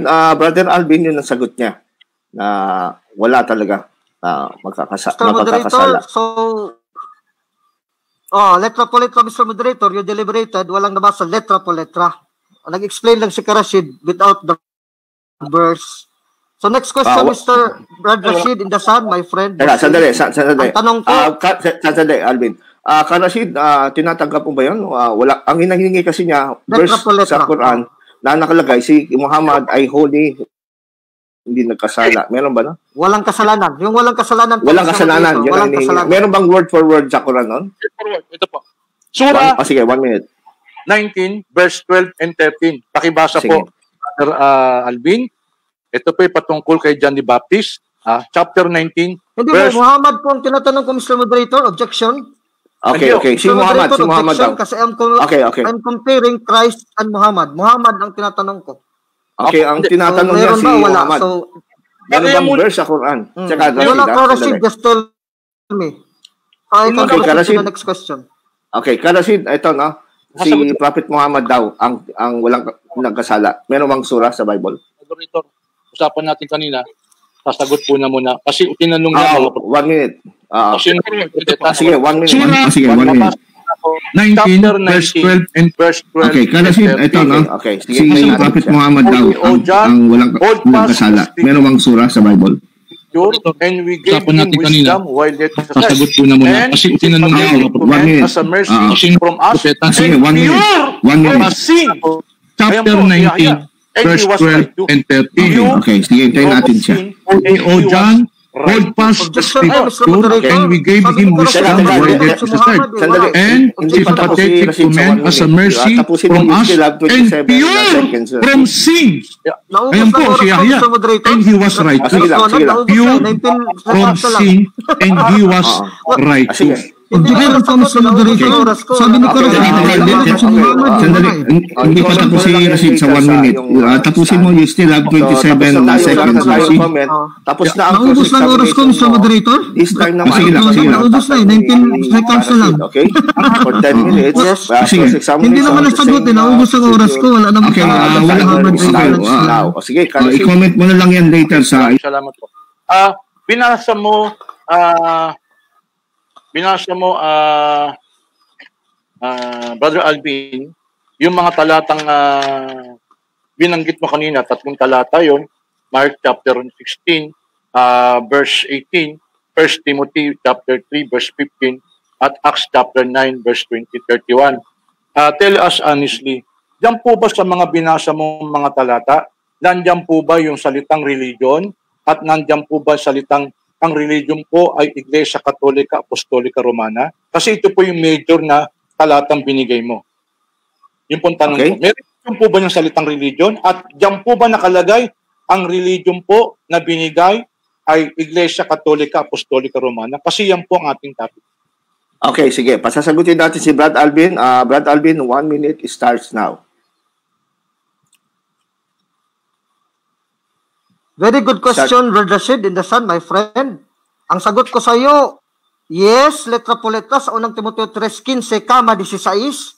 Kasi 16, nandoon yung letra po letra religion, Good News Bible, and other Catholic translations, mayroong talagang letra po letra relihiyon.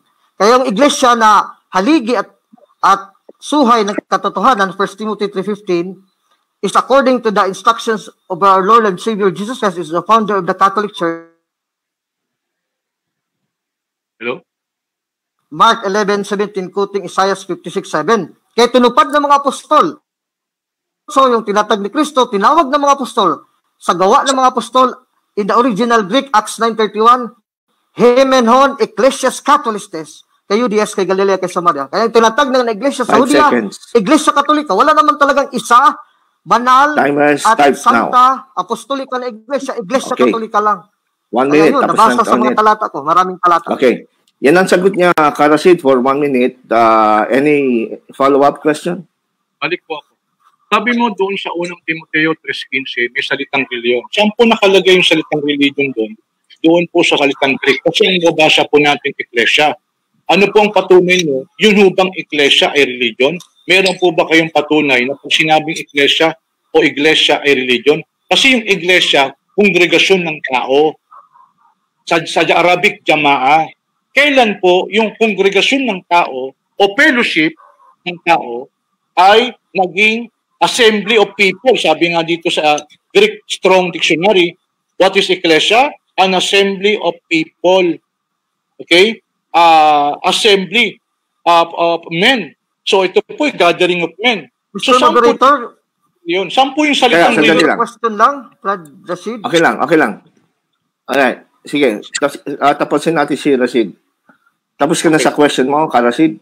O yung salitang religion dito sa 1 Timothy chapter 3 verse 15, kasi wala pong salitang religion dito, ang nakalagay dito ay ecclesia.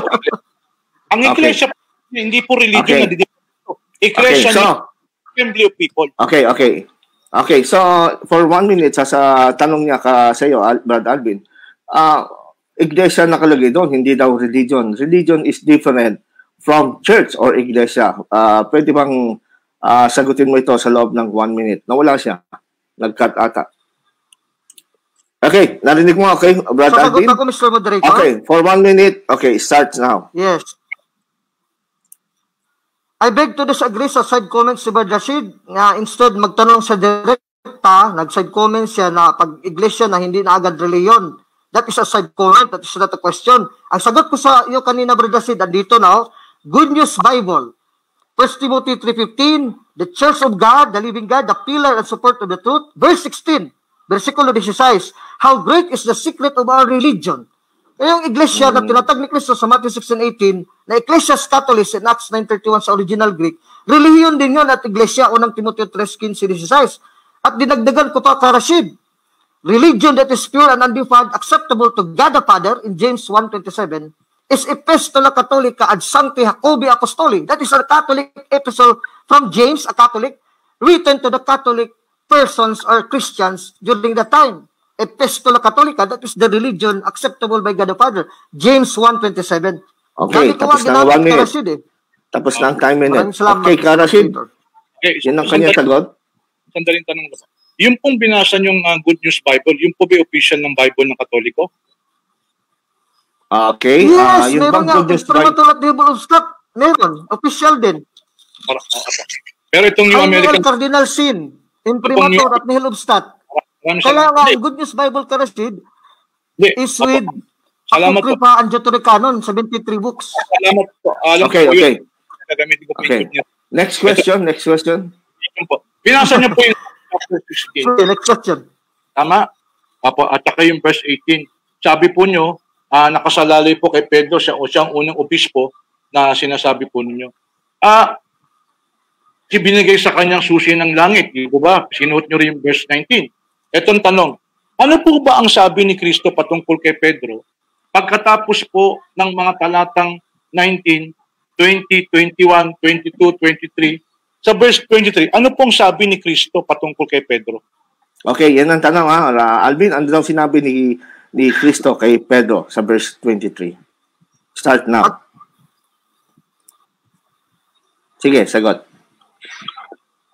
Mr. Moderator, I would answer na. Oras ko na magsagot. Yeah, oras na. Yeah. Hello? Go. Ko po. Although I did not use Matthew 16:23 sa latag ko kanina, pero sasagutin ko lang si Karasid. Okay. Yun nga ang katunayan sa Matthew 16:23 na itinatag ni Kristo ang iglesia na kay Pedro. Kasi yung si Satanas, pinalayas si Kristo kay Pedro.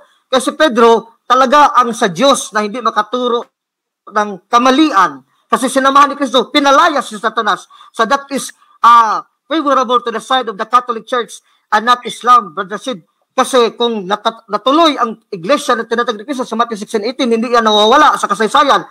Wala lang karapatan si Propeta Muhammad na magtatag ng kanyang o kanyang mga sakop na bago namang grupo of new religion. No, it cannot be.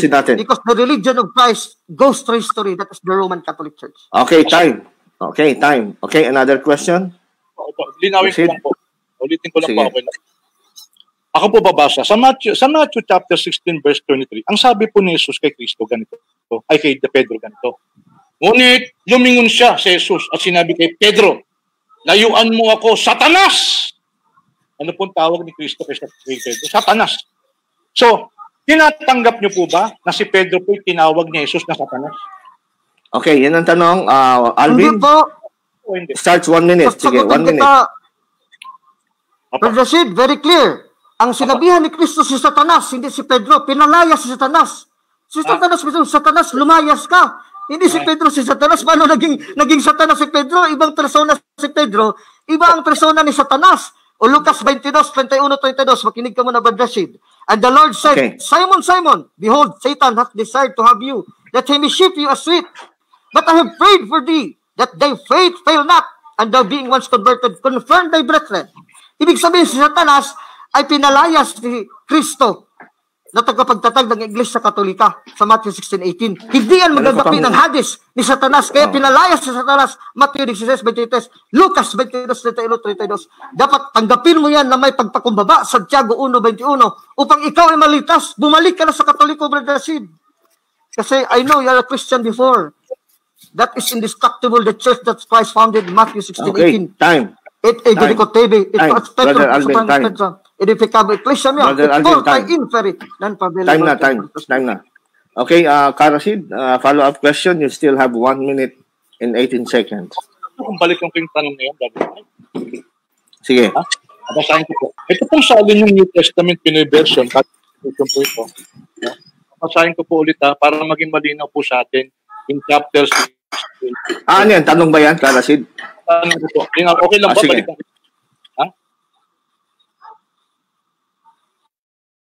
Itatanong mo yan. Itatanong mo. Okay, sige. Basahin ko lang po. Gusto ko po marinig yung ano ko ni... You still have 50 seconds. Okay. Sabi po kasi dito, sa chapter 16, verse 23, ay ang tinawag po ritong Satanas ay si ano mismo. Sa Matthew chapter 16, verse 23, ang tinawag pong Satanas dito si Pedro kasi ang sabi rito, layuan mo ako, Satanas.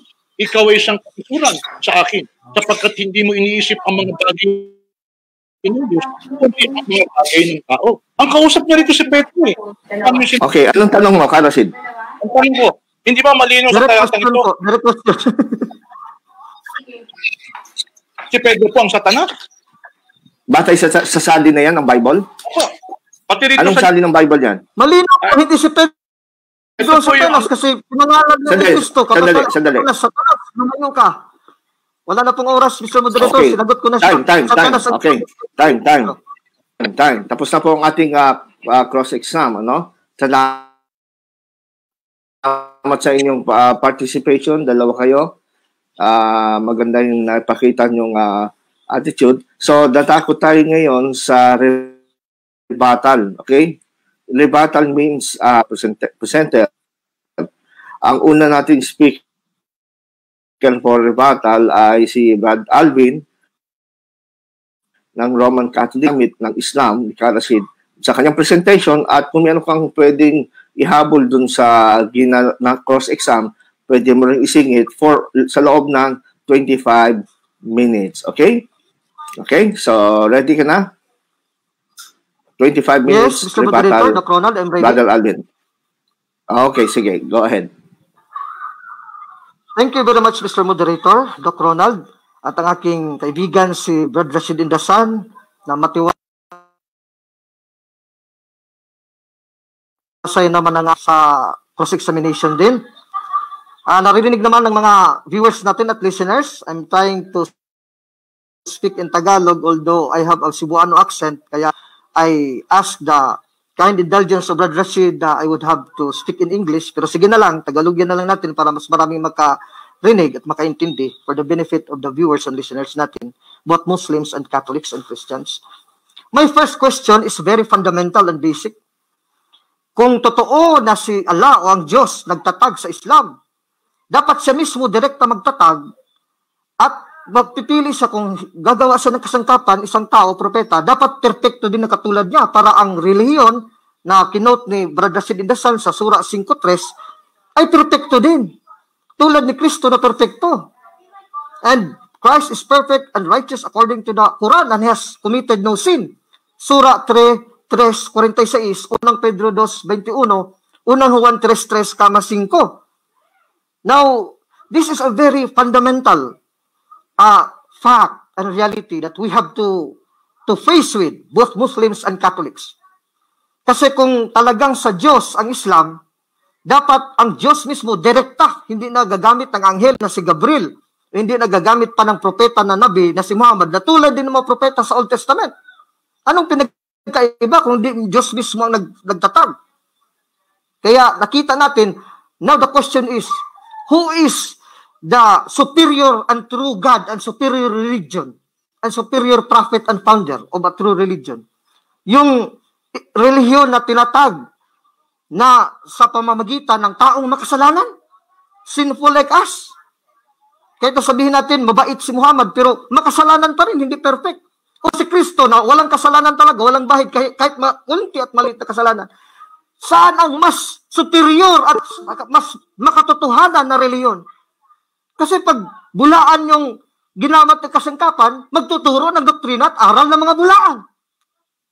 He can teach falsity because he's a liar, like us. Oh, Karasid, you are also like me, you are sinners.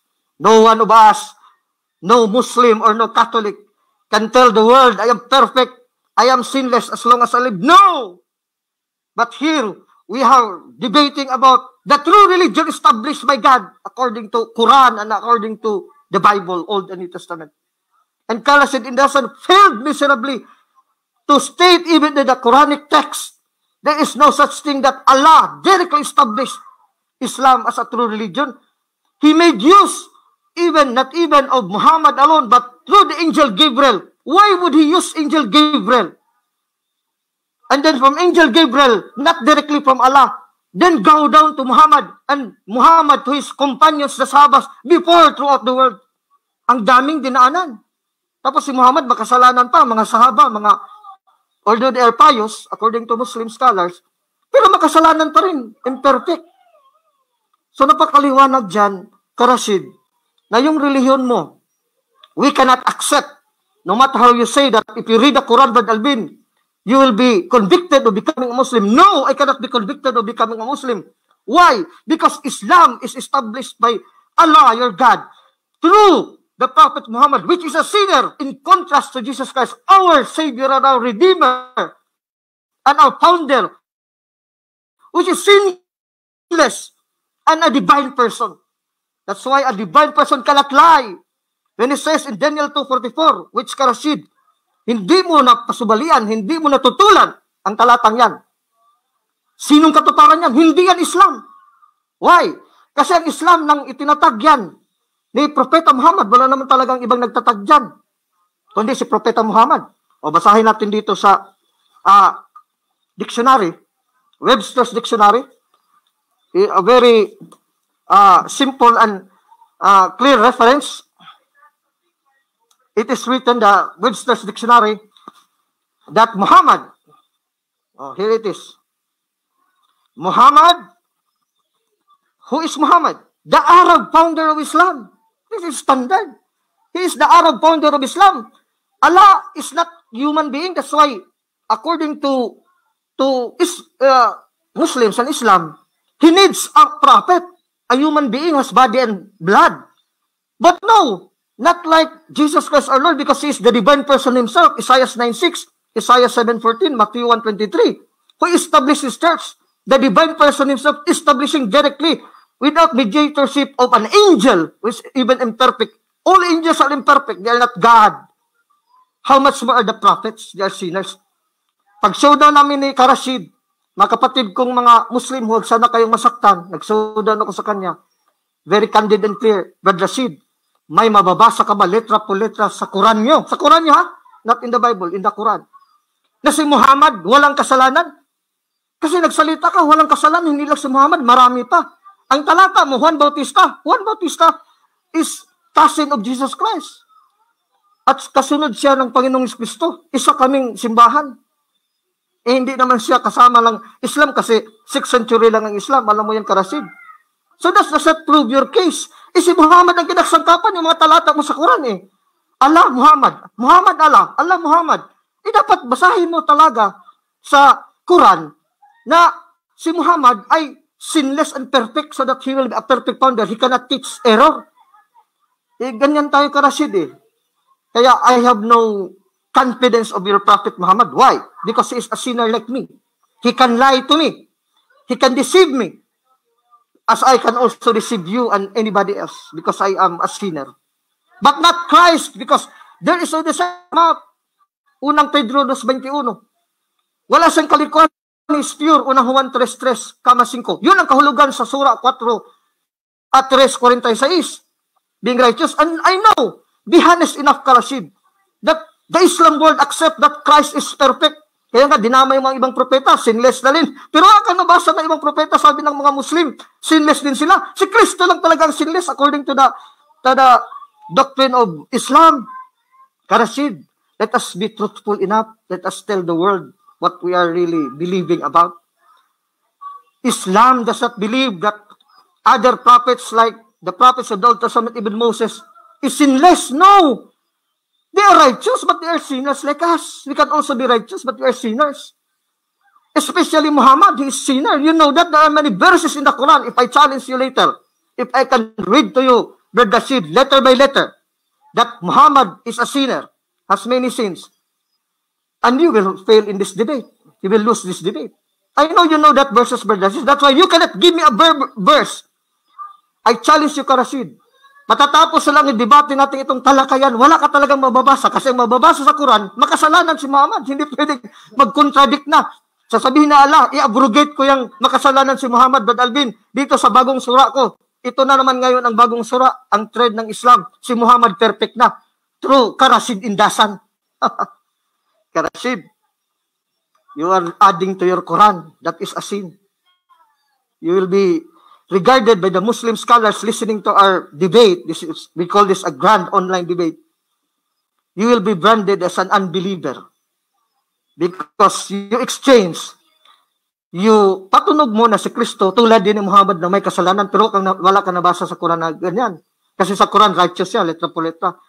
Surah 346. The righteous meaning of the word in the Quran in Arabic, in the scriptures, it is sinless, 1 Peter 2:21, Isaiah chapter 53, 1 John 3:5, and many verses in the Bible.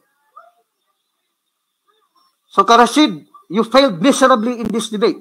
Again, Jesus Christ as a divine person directly established in fulfillment of Daniel 2:44.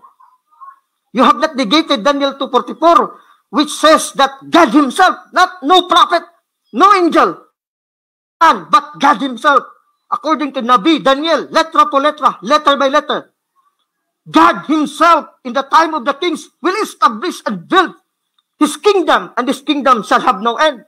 Kaya wala nang pwesto ang Islam na magtatag na ulit si Allah ng bago namang samahan o bagong iglesia o bagong tinawag ng mga tao na mga uma, kung nandyan pa rin ang iglesia o sangkatauhan na tinawag ni Kristo sa Matthew 16:18-19, sa katuparan sa Daniel 2:44, na walang iba, iglesia katolika. Daniel 2:44, Dueros version. Kahit nga, balik-balik natin yan, pagbasa Daniel 2:44, ang komentary niyan, Brother Sid, hindi mo lang napansin, the kingdom of Christ is the one holy Catholic Apostolic Church. Hindi yan sinabi ng Islam in the 6th century. Wala yung ganyan, Karashid. Now, I find Karashid's question as very weak. Mahina. Bakit?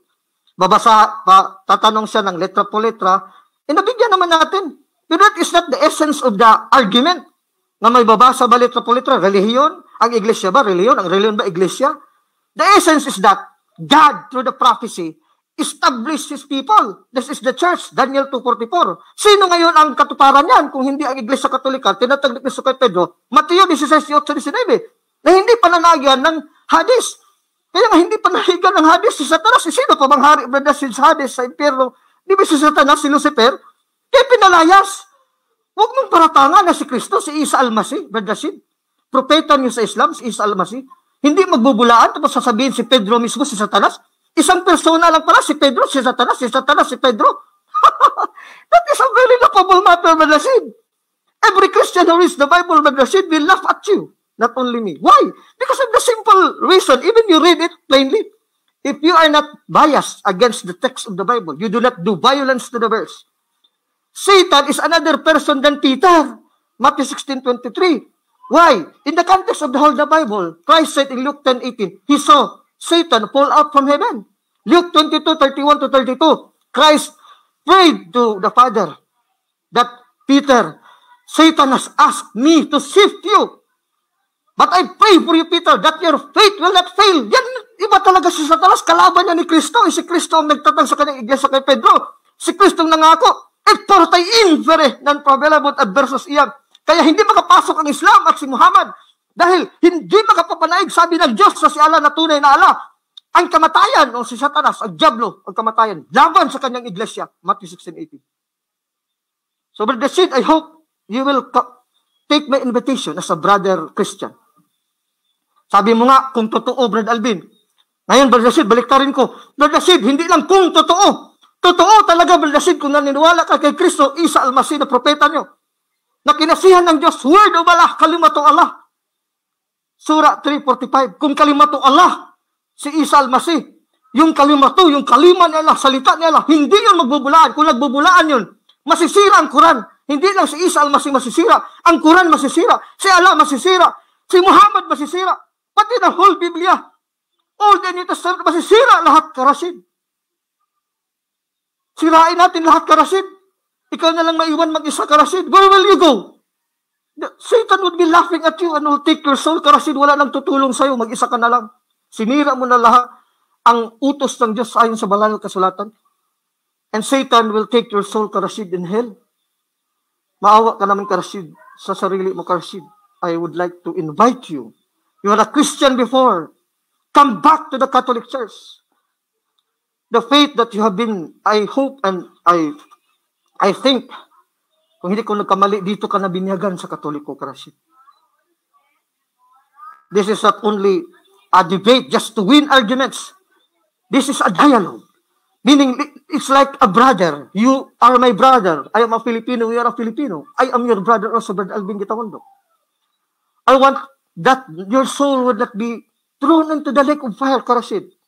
As ikaw din, ayaw mo din ako mapuntang impyerno. Kaya nagpaliwanag tayo sa katotohanan. Wala kang katotohanan na tatag, Brother Sid. Isa pa, you quoted encyclopedia.com. That is a Muslim's website. Pero Sid, Muslim may Islam Hindi naman yan yung standard talaga na Encyclopedia Britannica, yung libro talaga, book form, tulad ng mga dala ko dito, Karasid, hindi ganyan Website lang yan, so it is self-serving. All your Quranic verses is self-serving, Karasid. But that's not justify your Islam as true religion established by God. Why? Simply because the fact of Islam is this. Allah commissioned Angel Gabriel to send his Quran, his word, through the angel. Tapos kay Angel Gabriel to Muhammad. That is the process of the relaying of the transmission, the word of Allah, which is the Quran, the book of Allah. You cannot deny it. There is no such thing as Allah directly inspiring. That is the term, Karasid, in the Christian world. Inspiration by the Holy Spirit. Inspired by God. Inspired by Allah. But you have not proven. Kasi si Allah hindi nag-direct inspired kay Muhammad. Dumaan pa kay Gabriel. Tapos kay Gabriel, nagpapunta kay Muhammad. Karasid, review this debate after tonight. I know that you have have a sting of conscience in your debate with Seventh Adventist Jerry Sevilla, so also our friend. And you have not toppled down the Bible. And here now, you have not toppled down the true Christian religion that I have read to you in the scriptures and even in the Quran. So, Karasid, sa mga tanong ko, na doon ka pa lang, laglag na, Karasid, basag ng paninindigan. No? Kahit naubos ang oras ko, ganun pa rin ang kahantungan Kasi kung may time pa ko noon, tatanong kita, sino ang mas tunay na reliyon, Karasid? Yung kinasangkapan sa pagtatag ng kanyang reliyon, ang tunay na Diyos, ang tao na walang kasalanan, perfect, righteous, tulad ni Isa Al-Masih, Matthew 16:18-19, Surah 3:43, o si Propeta Muhammad, tulad natin, mga makasalanan ng tao, Romans 3:10-23. For all have sinned and fall short of the glory of God. Kasama na ikaw dyan, Karasid. Kasama na ako, si Brad Alvin. Kasama na si Propeta Muhammad dyan. So think about that, Karasid. Dyan pa lang. You cannot establish. I have already established and you cannot destroy what I have established because it's the word of Allah, the word of God in the scriptures. Old and New Testament. You have not destroyed the indestructibility of the church. Kasi sabi ni Kristo, maging ang pintuan ng kamatayan o Hades, hindi makapapanaig laban sa iglesia, Matthew 16:8. Kaya pinalaya si Pedro, Matthew 16:23. Huwag mong ipilit, Karasid, na si Pedro si Satanas. Ibig sabihin si Isa Al-Masih nagkamali pagpili kay Pedro, pagbigay ng kalakasan kay Pedro to protect Peter against Satan. Satan ang kalaban ni Isa Al-Masih. Kahit sa Quran, kalaban ni Isa Al-Masih, si Satanas. Tapos ngayon dito, pagtatag na ng iglesia, si Satanas agad nanalo. Natalo agad si Isa Al-Masih. Hindi pa nga siya nakabalik sa langit. Natalo na ni Satanas. That is a satanic idea, Karasid. Kaya nga, you would try, like the Iglesia ni Cristo, like the MCGI and other non-Catholic religion, to establish apostasy. Kasi kung hindi niyo ma-establish na nagtalikod si Pedro at kanyang sumusunod at kanyang mga apostol ni Cristo, nagturo ng mga kamalian, nawala yung Iglesia tinatag ni Cristo sa Matthew 16:18-19. Kung hindi nyo yan mapamalian, hindi nyo maturo na natalikod yan, you cannot establish Islam at all in the 6th century. Kasi kung nandyan yung katotohanan, iglesia, na haligi at suhay ng katotohanan, 1 Timothy 3:15, the church of the living God, the pillar and bulwark of truth. This is a secret of our religion. God was manifested in the flesh. The church is the religion, the true religion. The true religion is the true church, established by Christ in Matthew 16:18-19, which Paul says in 1 Timothy 3:15-16. So you cannot establish Islam, not only Islam, any other religion, all religion, for that matter, Karasid, I will tell you, point blank, and tahasan at direkta, Karasid, I'm sorry to tell you. Itatag ng Iglesia Katolika, kung nangako si Isa Al-Masih na katotohanan ng kanyang pangako, sasamahan ng Iglesia hanggang sa katapusan ng panahon, Mateo 28:20. Hindi na makatatag kahit ang Islam, kahit ang Iglesia ni Cristo, kahit ang 50,000 kareliyon na Kristiyano, at kahit na ang more than ngayon, 1,000 denomination ng mga sekta ng mga Muslim na Islam. Marami din kayo sekta Sa time nga ni Muhammad, nag-prophecy si Muhammad, 73 denominations na magkawatak-watak ang Islam. Isa lang may iiwan na tunay na Islam. Tunay na Islam na konektado kay Muhammad. Pero hindi ibig sabihin na tunay na reliyon. Ikaw, Rashid, wala talaga. Yung latag mo, medyo lumabas ka konti, na medyo may side comments ka sa akin, although sabi ko sa'yo strictly, kaya i-review natin, Rashid, yung affirmative ko, I am being true and honest. Why? Hindi ko kailangan, Rashid, mga atake sa Islam. I have only to establish the Roman Catholic Church according to the scriptures. I don't need to attack your religion because I love your religion. I respect Muslim and Islam. Pero Rashid, sa pinakita mo kanina, I know that Catholics and Christians are also a little bit sad to listen to your hihirit ka talaga, Rashid.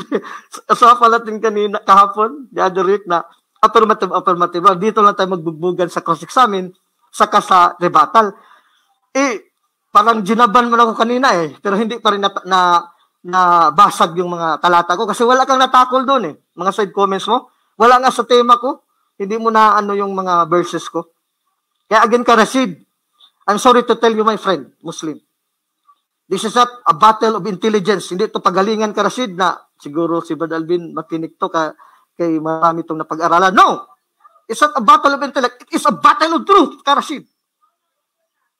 Sabi mo kanina, kung tunay, yan nga, kung tunay ang Iglesia Katolika, Rashid, hindi lang ikaw ang tatawagin ko and I will invite everybody else in the world that is now watching our debate to come back to the Catholic Church. Come out of Babylon, Revelation 18. Before the judgment day of Allah will come, the judgment day of God will come. Kasi sabi ni Kristo, nandiyan na sa Mateo 25, kami mga Katoliko, wala kaming albas But I'm not implying. But here on the right side is the sheep. Yun kami. Yung tupa ni Kristo, John 10:16, isang tupa, isang kawan ng tupa. Gawa 20:28. Ang iglesia sa Diyos na binili ng kanyang dugo. Ano yung iglesia sa Diyos na binili ng kanyang dugo? Gawa 9:31. The Ecclesias Catholic. The Catholic Church is Christ founded in Matthew 16:18 and promised even the gates of hell, even Satan and the demons, even the minions of Satan, hell cannot destroy the church. Matthew 16:18. Letra po letra yan. Kasi sasama ni Kristo hanggang sa kanyang pagbalik sa katapusan ng mundo. Sa Day of Judgment. Mateo 28:20. And lo, I will be with you until the end of the world. Matthew chapter 28 verse 20. Kaya Rashid, kung letra po letra hinanapan mo ko, binigay ko sa iyo. The true religion, James 1:7, hindi mo na pasubilian, hindi mo na tutulan. May tatanggapin ang Diyos Ama, si Allah. Anong yung reliyon na yun? The Catholic religion, Epistola Catholica ad Sancti Jacobi Apostoli. This is my letter, a Catholic letter, from me a Catholic, to all Catholic faithful all over the world. 7 Catholic letters yan, Rashid. Epistola Catholica ad Sancti Judei Apostoli. The Catholic Epistle of St. Jude Apostle. Dito, may duelers version ako dito. May Latin Bible ako dito. O kung letra po letra, hinanap mo, binigay na ko na sa'yo, Rashid. Ano pa? Huwag ka lang magpatumpik-tumpik pa, Rashid. Huwag na muna magpabukas-bukas. After ng debate dito, bumalik ka na sa Iglesia Katolika. Be a Catholic apologist. Rashid. Kasi letra po letra, nabigay ko na sa'yo. Yung mga clear arguments ko, nandiyan pa rin, hindi mo nabuwag, hindi mo nasira. Yung Iglesia tinatag ni Kristo, patuloy yun. Historical church, kaya I mentioned the historical church, even the time of Muhammad, in the 6th and 7th century, when Islam began to thrive in the world, nandoon yun ng Catholic Church. Kaya nga the Roman people in Surah chapter 30, walang ibang reliyon, hindi naman mga Muslim yun The Romans, who is against the Persians, was given victory and triumph by Allah, the God of Islam, are the Byzantine Christians, which are no other than the Catholic. Kasi ang Orthodox 10th century pa, Protestant 16th century pa. Ngayon, 50 mil na kasama ng mga sekta at denominasyon sa mga Kristiyano na mga peke. Hindi tunay. Di ba, Rashid? Let's go back to history. Ano ba talagang tunay na tinatag ng Diyos? Hindi nga perfect sa panahon ni Moses at ni Abraham, kaya nga nagtatag, dumating pa si Kristo. Otherwise, this cannot be prophesied that the divine person himself, siya na mismo ang Diyos magtatag. Isaiah 96, talatang 7. 2 minutes. He will be called Mighty God, the Eternal Father. In verse 7, letra po letra, verse 7, and His empire will have no end. Walang katapusan ang kanyang imperyo, ang kanyang kaharian.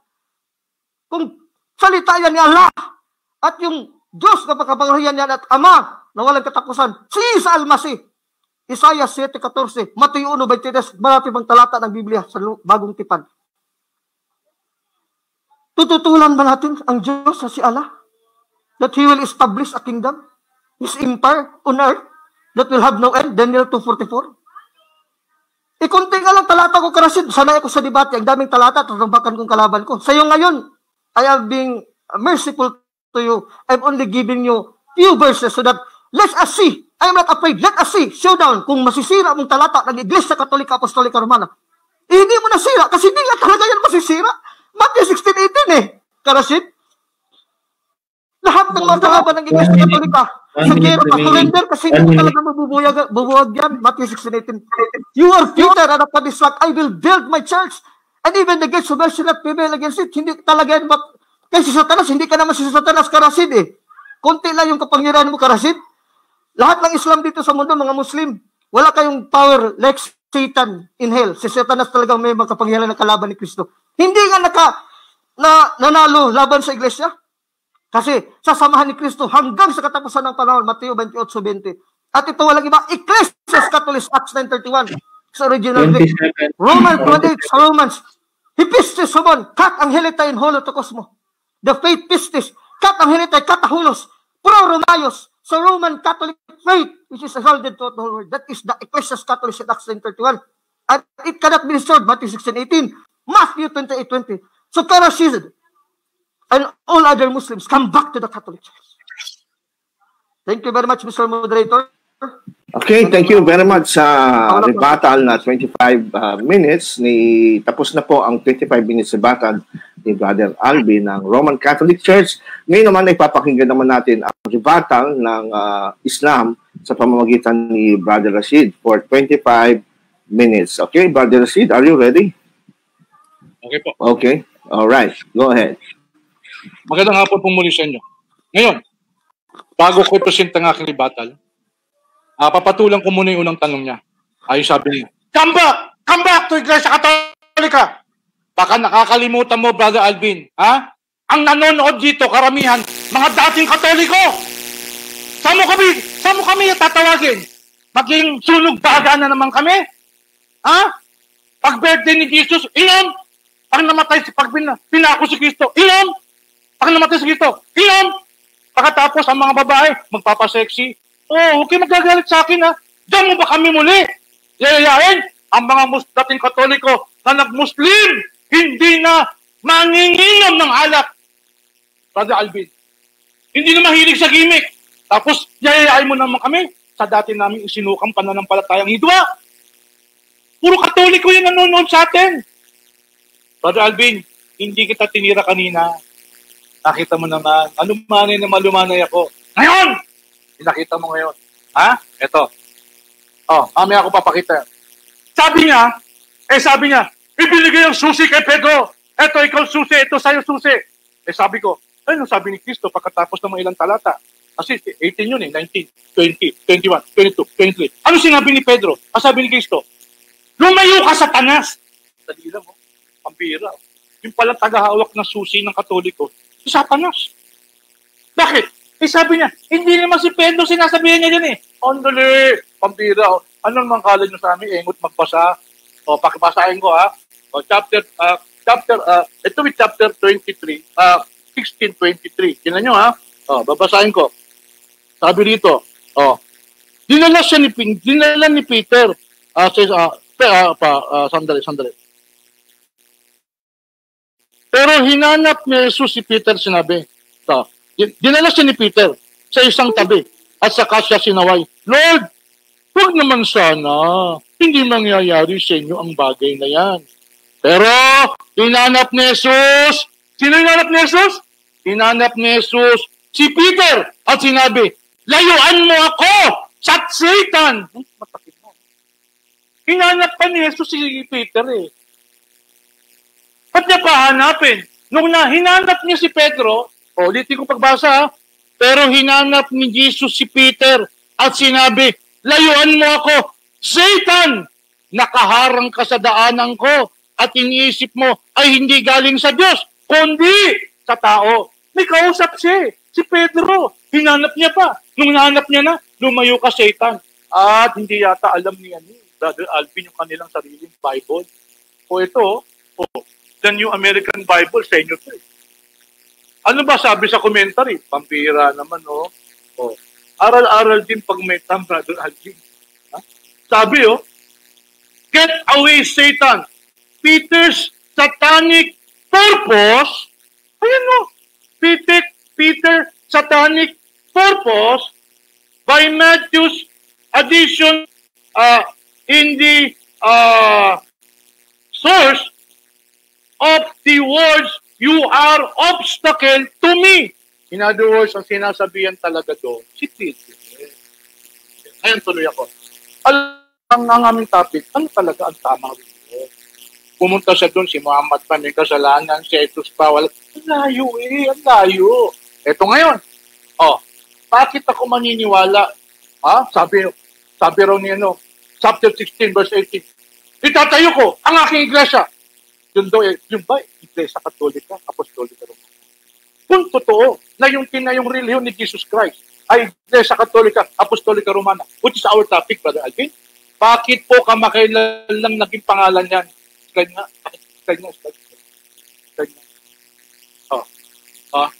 Yun mo. Pakita.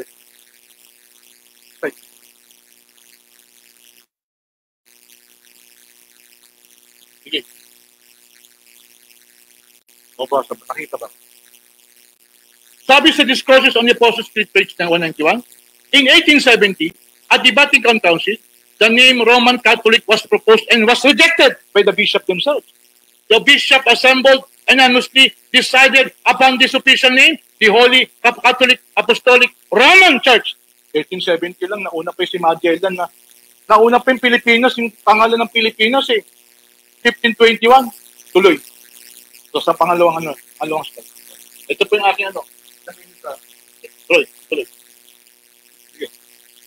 Si St. Ignatius of Antioch was the first person to use the term Catholic Church in the letter of the Christian of Smyrna, Apostles' Creed. Meron po kong Apostles' Creed dito. Nasa baba. Pakikuha nga mamaya para baka mamaya tanungin ako Meron akong Apostles' Creed. Kabibili ko lang sa Catholic bookstore. Nakalagay po yan, si St. Ignatius pala ang kauna-unahan gumamit ng Catholic Church. Akala ko pa si Jesus Christ. Ayan, nakalagay. Pagkatapos, sabi pa dun sa librong yan, kulay green po yan bagong bili ko. In 1864, the Holy Office rejected the branch theory. Ayaw kasi ng ibang bishop yung salitang Roman Church. Mantakin mo, mga bishop mismo tumututol sa salitang Roman Church. Kasi nga, bakit Roman? Bakit Roman? Ayaw nila there is no other Catholic Church except that which is built on the one man, Peter. Yan po ang papangaturan. Pero nagkaroon sila ng debate noon. 1864. Tuloy. Ayan.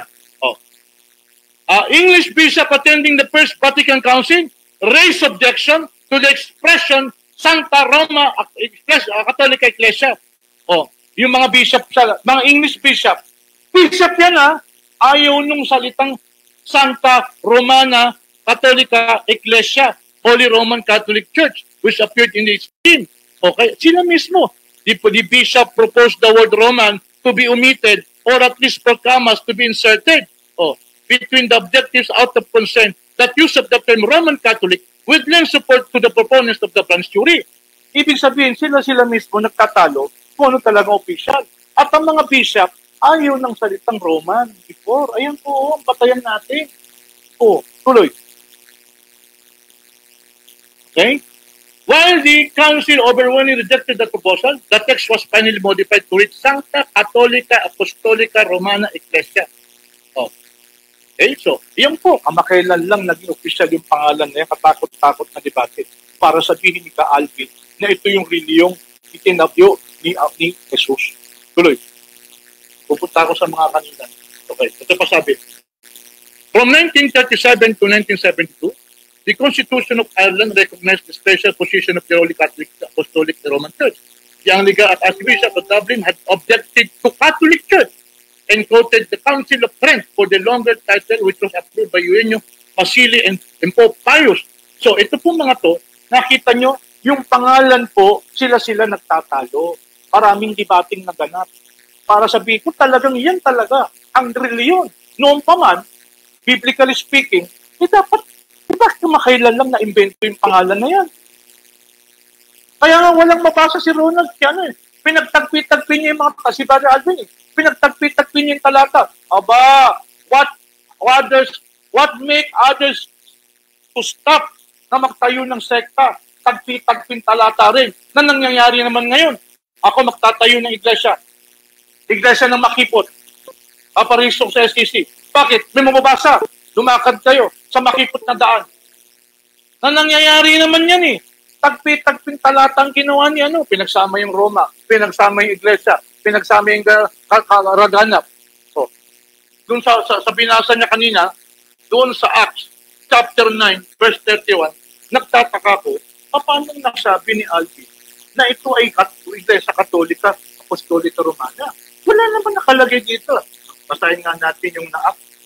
Makalimutan ko kasi. Yan ako kasi ilang minutes lang ako. Pakiwarning na ako ha? 15 minutes. Chapter 9,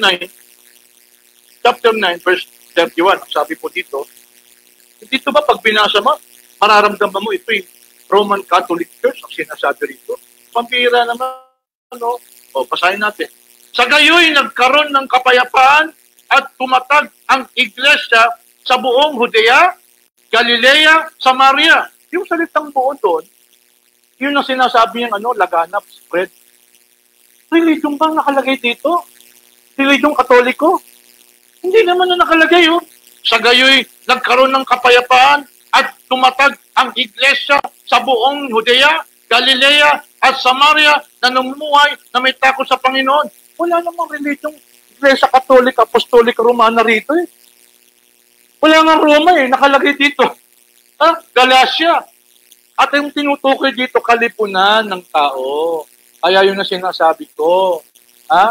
Paano mo nasabi na yung iglesia ay religion? Saan mo nakuha yung salitang iglesia religion? Yan ang tinasabi ko eh. Kaya yung nagsasabi, ang opisyal na pangalan ng reliyon ay iglesia. Kasi yung salitang iglesia, jamaa yan sa Arabic. Pagkatapos, yung jamaa, kalipunan ng tao. Tao yun eh. At binasa niya pa, yung talatang, yung nasa Acts chapter 9, verse 31, ang tataka ko, bakit sinabi niya na yun na iglesia, yun na reliyon? No? Sandali. Bago yan. Start mo muna nga para matapos pa tayo. Baka makalimot ng iba. Balik ako sa Greek mamaya. Tuloy. Mga kababayan, totoo ba na si Kristo ay nagtayo ng reliyon sa buong mundo? Hindi naman. Wala naman siyang tinayong reliyon. O bakit? Tingnan nyo Una-una, sinugo lang si Kristo sa Israel. 15:24 ng Mateo. Hindi ako sinugo kundi sa mga nangaligaw ng bayan ng Israel. Pagkatapos, yung turo niya, hindi naman niya reliyon yun eh. Ang turo ko ay hindi akin, ngunit sa kanya na nagsugo sa akin. Sa sinugo? Sa Israel. Kaya nga may 12 alagad siya para sa Israel lang. Anong utos niya sa 12? Ito, yung Mateo 10:5 hanggang 7. Ang 12 ito ay sinugo ni Jesus at inutusan na sinasabi, huwag kayong pupunta sa buok ng mga Hintil. Ayaw sa atin, nagpiling si Kristo, huwag papasok sa mga Gentiles, kasama Bisaya, Tagalog, Panggalatok, Ilonggo. Ayaw niya, Ayun, At huwag kayong papasok sa 5 bayan ng Samaritano. Kundi, puntahan ninyo ang mga nawawalang tupa sa bahay ni Israel. At habang kayo mahayo, ipangaral ninyo at sabihin, malapit na ang kaharian ng langit. Yan po, yung kaharian ng langit, malapit na. Hindi reliyon ang tinutukoy dyan. Tuloy. Kaya nangako si Kristo, tingnan nyo tingnan nyo mga kababayan. Kung si Jesus lang pag-uusapan natin sa Bible, wala naman tayo masyadong pagkakaiba. Ito, kita nyo kapag inusig na kayo sa isang bayan, tumakas kayo tungo sa lungsod, kasunod. Sapagkat katotohanan ng sinasabi ko sa inyo, hindi ninyo mapupuntahan lahat ng mga bayan ng Israel, darating na anak ng tao. Nakita mo? Ito yung sinasabi ni Kristo. Inutusan niya yung 12, hindi po sa Roma, sa Israel lang. Pagkatapos nangako siya, kung siya anak ng tao, hindi niyo malilibot ang buong Israel, darating na ako. Kaya lang hindi natupad yun eh. Ang nakikita natin dito mga kapatid, hindi po totoo na si Kristo yung nagtayo ng reliyon, biblically speaking, pagkatapos yun ang maging sentro yung Roma. Tuloy. Ano ba turo ni Kristo? 4:43 ng Lucas. Subalit sinabi niya sa kanila, kailangan ko rin ipangaral sa ibang bayan ang magandang balita ng kaharian ng Diyos sapagkat ako'y sinugo para sa layunin ito. Huwag mo sabihin sa akin, Iglesia Katolika, Apostolika, Romana, hanggang Israel lang yan eh. Kaya nga may 12 alagad siya eh. Tuloy, bakit? Tingnan nyo ha? Huwag mabagabag ang inyong puso. Sumampalataya kayo sa Diyos at sumampalataya rin naman kayo sa akin. Juan 14. Sa bahay ng aking ama ay maraming tahanan. Kung hindi gayon, sasabihin ko ba sa inyo na kayo paparoon upang hinda ang lugar sa inyo? At kung ako'y pumunta roon at mayanda ko ang isang lugar para sa inyo, ako'y babalik at kayo tatanggapin ko sa aking sarili upang saan ka naroon, kayo rin naman ay naroon. Kung saan ako'y naroon, kayo rin naman ay naroon, sabi ni Kristo sa 12 alagad ni Kristo. At bakit 12? Upo kayo sa upuan sa langit upang husgahan, hatulan, maghari sa 12 tribo ni Israel. Hindi na naman kasama Roma, Israel na naman. At ito napalpak, by the way, hindi yan ang topic natin. Kaya lang, nangako si Kristo, babalikan niya yung 12 at yung 12 alagad yun, kaya 12 upang maghari hukuman ang 12 alagad na 12 aangkan ni Israel. Tuloy. Natapos ba? Natapos pa yung turo ni Kristo? Natapos.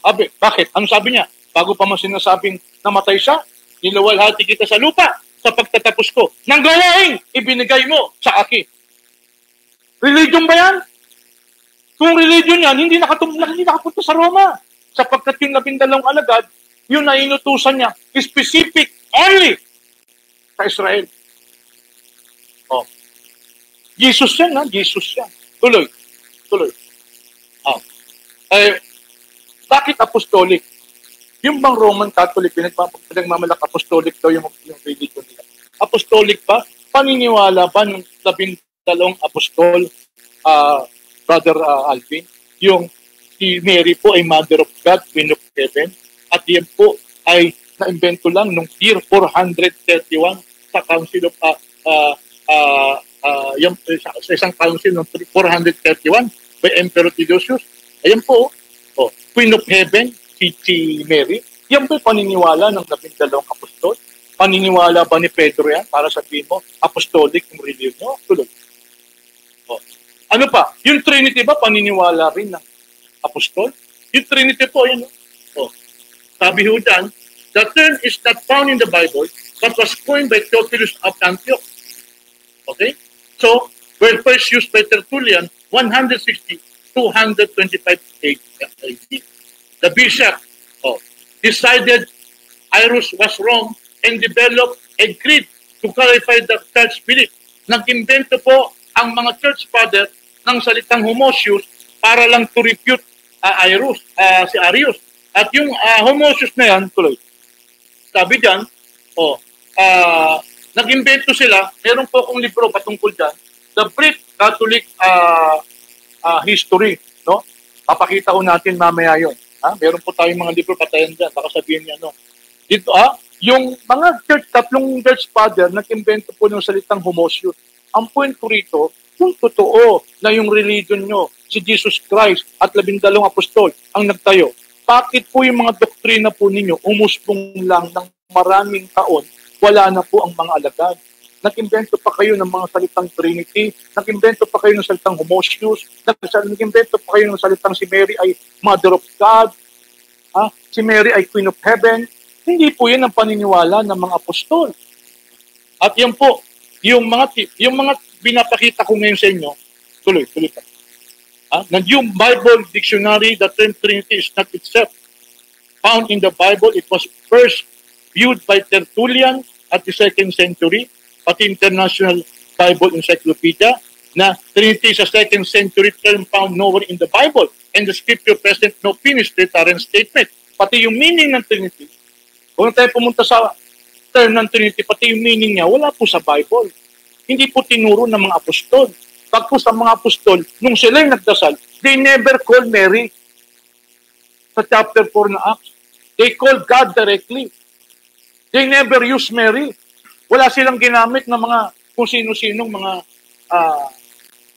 alagad. At ito po, okay? Neither the word Trinity nor the explicit doctrine appears in the New Testament, sabi ng New Encyclopedia Britannica. Bakit po natin sinasabi to? Baka magpaluto si Brother Alvin, hindi naman yun ang topic. Hindi! Ang Trinity po, ayon po dito sa catechism ninyo, ang Katoliko dapat maniwala sa Trinity. Pag di ka naniwala, hindi ka maliligtas. Yun ang foundation po ng isang Katoliko. Hindi ka Katoliko kung wala kang Trinity. Kasi sinasabi nyo, ang Roman Catholic ay apostolic. Paano apostolic? Mga bagong terminology, bagong doktrina ang nakarating sa atin pagdating sa mga doktrina nyo. Tuloy. Ano pa? Ilang minutes na lang, kapatid. Si Bruce Metzger, isa pong kilalang story yan. Sabi po niya, because the Trinity is such an important part of later Christian doctrine, it is striking that the term does not appear in the New Testament. Likewise, the developed concept of the three co-equal partners in the Godhead found in later creedal formation cannot be clearly detected within the confines of the canon. O nakita nyo? Mga bagong doktrinang umusbong. Wala na po yung mga apostol. At sabi niya, sige, tuloy. Okay? Ayan. Okay? So ito po.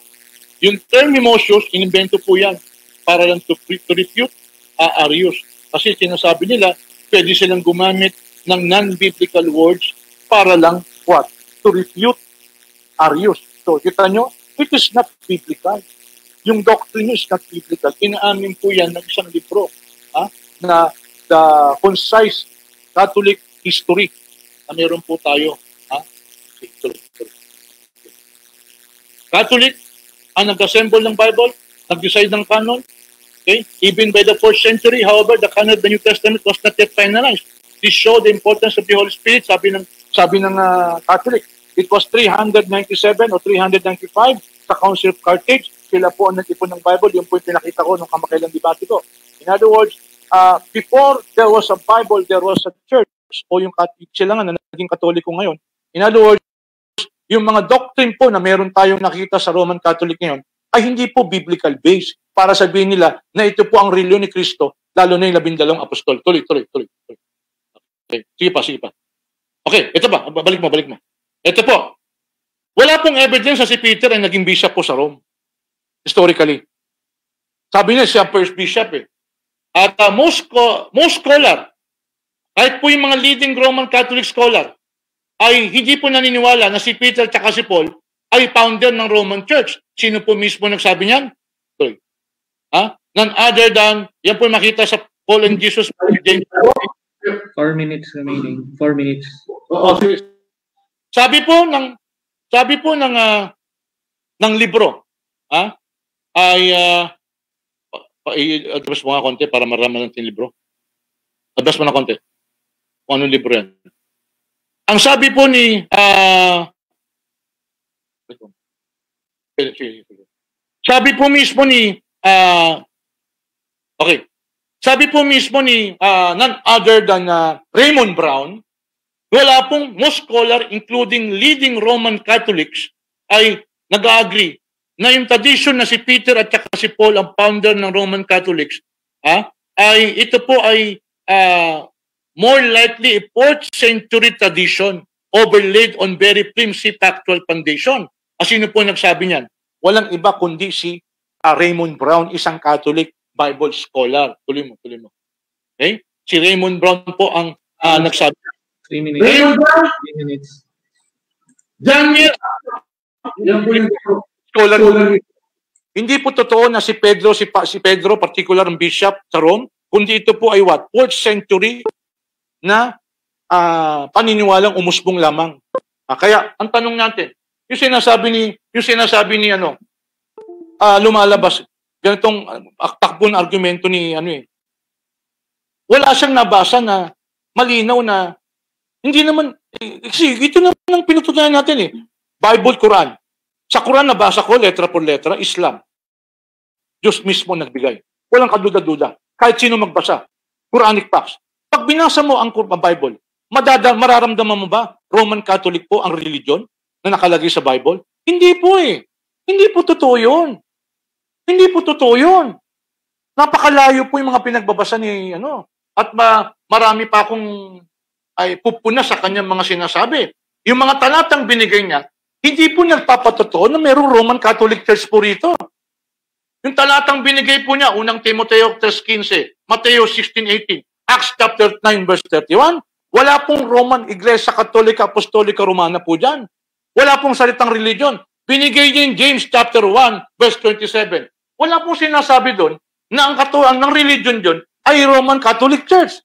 May description. Ang nakalagay doon, ang matuwid na reliyon, sa ganang sa Diyos, ay yung reliyong walang dungis, ingatan ang mga, basahin nga natin, ang tuwang dalisay na reliyon at walang dungis sa harapan ng ating Diyos at Ama, ay ito, ano yun? Roman Catholic Church. Hindi naman ganun ang sinabi.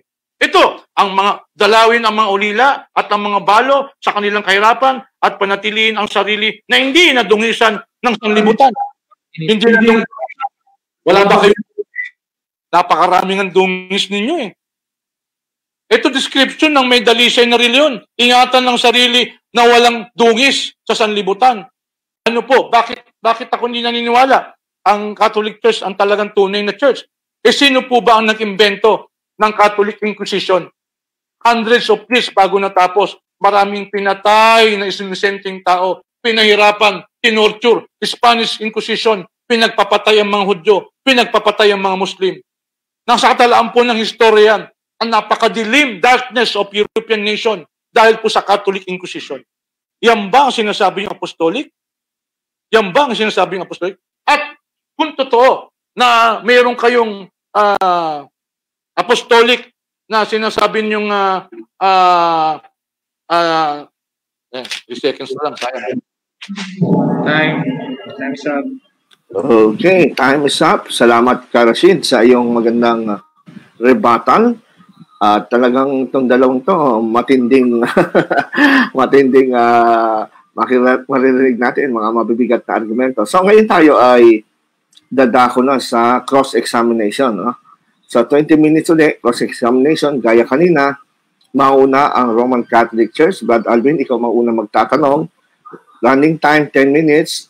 Pagtapos ng tanong mo, 1 minute na sasagot si Karashid. Then after 1 minute, tanong ulit. Okay? So, ready na kayong dalawa?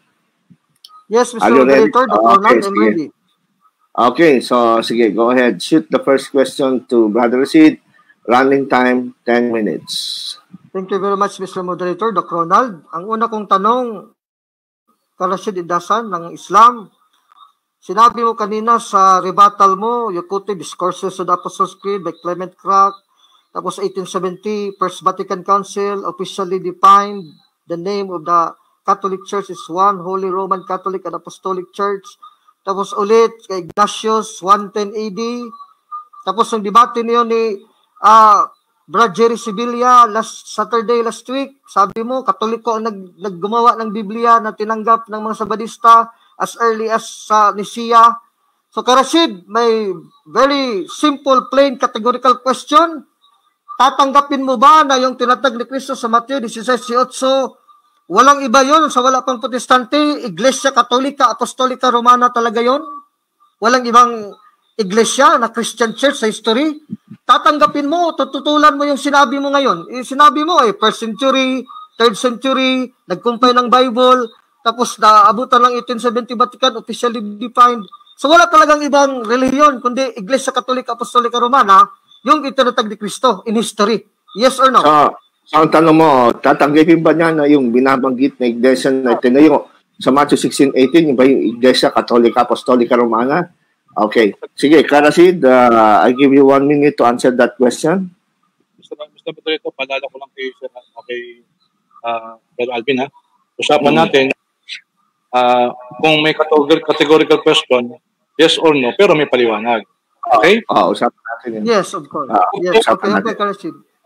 Matthew chapter 16 verse 18 is not a religion at all. Wala pong sinabi si Jesus doon, magtatayo ako ng religion at ang religion, Iglesia Katolika, Apostolika Romana. Ang sabi po doon, kung si Kristo nga... Teka muna, Mr. Moderator. Sandali, sige. Mr. Moderator, Sandali lang. Antayin natin siya matapos. Kasi may usapan tayo bago lang na-emphasize si Karashid. Sige, but I will make... Antayin natin 1 minute. Okay. Sige, Karashid. Start again. 1 minute. Sige, Karashid, patuloy ka. Kaya nag-moderator na deliberated, patuloy ka. Okay, sige. Go ahead, Karashid. Go ahead. 1 minute starts now. Una, hindi po totoo na 1618 religion ang tinayo ni Kristo doon. Magtatayo ako ng kongregasyon, kalipunan ng tao. Hindi po religion doon. At higit sa lahat, hindi po Iglesia Katolika, Apostolika Romana, panaginip lang ho ni Mr. Alvin po yun. Yun po sagot. Tapos na? Tapos na yung sagot mo? Sige, tapos na ka, Alvin. Another question? Mr. Moderator, before I proceed to the next question, Mr. Moderator, I would like to address moderator an objection to relay before I make the second question. Kasi Mr. Moderator, na-emphasize si Karashid na Brad Alvin, yes or no. Tapos pag yes or no, I will explain. Pero as you have listened, Mr. Moderator, walang yes or no, diretso lang explanation. So, remind mo na, Mr. Moderator, kasi magtatanong ulit ako. This is another categorical question ulit. Baka gagawin naman ulit ni Karashid, wala namang yes or no, puro lang explanation. Okay. So, Moderator, klaro muna natin kay Karashid. Ano nga yung yes or no na tanong mo? Sandali, Karashid, sandali. Ano ang tanong mo? Yung sa unang tanong mo, may yes or no ba? Nasagot ba yung unang tanong mo? Ang sagot ko yes or no? Wala yes or no na sinabi si Karashid, pero yun ang sinabi niya na yes or no muna, Brad Alvin, pero after yes or no magsagot ako, I will explain. Walang yes or no puro explain, Mr. Moderator. Sige, gawin muna natin before we proceed to the next question. Stop muna natin yung time. Okay. Sige, Karashid, ano yung unang tanong mo? Ulitin natin kung yes or no. Ano yung unang tanong mo ka, Alvin? Pakiulit. Actually, Mr. Moderator, ang tanong ko is very simple, plain and categorical. I am asking him kasi nagpahayag siya noon pa last week pa na Iglesia Katolika gumawa ng Biblia noong 3 siglo, hindi sa Badista. Tapos si Ignacio of Antioch na flash niya dyan sa screen, 110 AD. Iglesia Katolika din ang nagtawag, si Ignacio. Tapos 1870, na-define, officially Roman. So, lahat pala ng siglo, mula ng 1st century, Iglesia Katolika pala Tagalaga yun at wala nang ibang Christian religion na hindi Katoliko. Iglesia Katolika ba talaga yun? Yes or no? Hindi nasagot lang yes or no. Nag-explain diretso si Karashid. Sige, ulitin natin. Tatanungin natin. Ang dapat sagutin nila si Karashid, oo ba o hindi na Iglesia Katolika yung tinayo ni Kristo sa Matthew 16:18. Tama ba? Yes. Sige, start the time. Start natin yung time, running time. Yes, tama po. Oo ba o hindi, Karashid, na Iglesia Katolika ba yun nasa Matthew 16:18? Oo o hindi? Ako. Sa Arabic, la. Sa Tagalog. Hindi daw Iglesia Katolika. Yun ang sagot niya, Alvin. Hindi po religion, lalo't hindi po Iglesia Katolika, Apostolika Romana. Nasa Mateo 16:18. Cleared na, Mr. Moderator. So I can proceed to my next question. Next question. Kasi clarificatory lang naman yung yes or no. So sunod na tanong ito, Karashid. This is now a showdown. Kung hindi yung Iglesia Katolika, Apostolika Romana ang tinatag ni Cristo sa Mateo 16:18, aaminin mo na ba ngayon sa publiko na yung pahayag mo na Iglesia Katolika, nung debate nyo ni Jerry, na yun ang nag-compile ng Biblia, yung quotation mo ngayon, Ignacio, Katoliko din, Katoliko lang, wala naman talaga yung iba. At saka yung 1870, true. Ano to, showdown? Na, magsisinungaling ka pala dyan. Yes or no? Anong tanong mo ulit? Hindi mo talaga tindig yan na Katoliko? Hindi ba talaga Katoliko? Katoliko talaga. Alin ba talaga ang totoo? Hindi ko mag-guess yung tanong mo. Refresh mo tanong. Kung hindi Katoliko, sige, I will repeat, Mr. Moderator. Okay. Sige, Mr. Moderator, I'll just repeat my question. Sige. Kasi siya mismo, Mr. Moderator, ang naglatag kanina sa rebuttal na Iglesia Katolika, pinanganlan ni Ignacio, tapos sa Isia, nung time na nagdebate sila ni Jerry, Iglesia Katolika nag-compilation ng Biblia, hindi sa Badista, until 1870, Iglesia Katolika pa rin. So ngayon, ang tanong ko, inigate mo pala ngayon ang sinasabi mo na Iglesia Katolika, yung mga pinaplas mo bago lang ngayon, na Iglesia Katolika yan? Inigate mo ba yan, Brother Sid, in the public ngayon? Kasi sinungalingan mo ba na sinabi mo, Ignacio, Katoliko. Tapos, 3rd century, sa Nisiya, Katoliko. Sabi mo last week. Ngayon, hindi mo natatanggapin yon. Ibig sabihin, nagsinungaling ka pala yung sinabi mo. I-rephrase natin yung tanong niya. Karasid, ang tanong ni Alvin, hinututulan mo ba daw, Karasid, yung sinabi mo dati na sila Ignatius, yung at Catholic, nag-compile ng Bible, ay Katoliko? Putol ka ba na Katoliko yun, mga yon? O hindi? Nisiya, nag-compile ng Nisiya. Okay. Pakinggan natin si Karasid. Putol ka daw o hindi? Sagot ako. Ganito yan. Kaya ako sinasabi, ang Katoliko ang nag-compile ng Bible at si Ignatius lang ang nagsimula sa kanya yung salitang Katoliko at noong 1870. Sasagot ko. Rashid, have an agreement. Yes or no muna. 1 minute. Sandali lang, Alvin. 1 minute. 1 minute. Pasagutin natin si Karasid. 1 minute. Sige. Karasid, go ahead. Hindi ka relax lang. Baka may stroke ka, brother Alvin. Sige. 1 minute. 1 minute. 1 minute. 1 minute. May usapan kasi tayo. Sandali. Hintayin mo lang. Ikaw mismo na bago mag-qualify. Hintayin natin siya 1 minute. Okay? 1 minute. Okay. Sige, Karasid, go ahead. I will wait. Okay. Go. Ganito. Si Saint Ignatius ang nag-imbento ng salitang Katoliko. Pagkatapos, ang Katoliko ang nag-assemble ng Bible. Pagkatapos ng 1870, naging official yung salitang Roman, Iglesia Katolika, Apostolika Romana. Imbento yan ng mga church father, ng mga Katoliko, ng mga bishop, pero walang kinalaman kay Jesus Christ. Kapag dinudok mo yung 1618 doon kay Jesus Christ eh. Walang kinalaman si Jesus Christ kay Ignacio, walang kinalaman si Jesus Christ kay Linus, walang kinalaman si Jesus Christ sa mga pinag-iimbento ninyo. At higit sa lahat, walang kinalaman si Jesus Christ sa Bible na inassemble ninyo na kayo nagdala sa mundo. Yun po sagot ko. Okay, you still have 10 seconds, Karasid. Okay na? Okay na. 10 seconds? Okay. Sige, inasagot niya, Brad Alvin. Nag-aantay ako, Mr. Moderator, sa 10 seconds, may yes or no, kasi pantayin mo ako, wala pala. So, sunod na tanong. Sige. Sige, next question. Next question. Di ba ang Trinity, Karasid, ibang topic yan? Hindi yan ang pinag-usapan natin sa tema? Trinity? Hindi naman ang tawid dito pinag-usapan natin, di ba? Masagot ako. Wala akong latag sa Trinity. Ikaw din, wala ka namang latag sa tawid nyo. Okay. Sa oneness of Allah. Sige. Moderator? Sige, pasagutin natin. Karasid, hindi naman daw Trinity ang tinapik. Why did you open up about Trinity? Okay, I give you 1 minute. Yes. Kung ibabalik ko sa yung sarili mong argumento, guilty ka rin. Bakit? Wala naman akong binanggit na Muhammad eh. Si Muhammad, tinira mo kanina. Pakasalanan, ganito, ganyan. Angel Gabriel. Hindi naman yung topic natin eh. Pero yun ang sinaksak mo. Ngayon, bakit ko sinaksak ang Trinity? Kasi ang pinaka-fundamental teaching ng Katoliko, Trinity, sabi mo, apostolic yung religion nyo, pinipilit ko ngayon, yung bang Trinity, turo na apostol? Hindi. Kaya ako binanggit ang Trinity, kasi doktrina ng Roman Catholic yan, at pinipilit mo kami bumalik yan sa reliyong idwa na yan, na may Trinity, na hindi naman turo ni Jesus Christ. Yun po ang sagot ko. Okay. Yun ang sagot niya, Calvin. Any more questions? You still have 30 seconds na lang. You still have 30 seconds. And then, address it to you. Huh?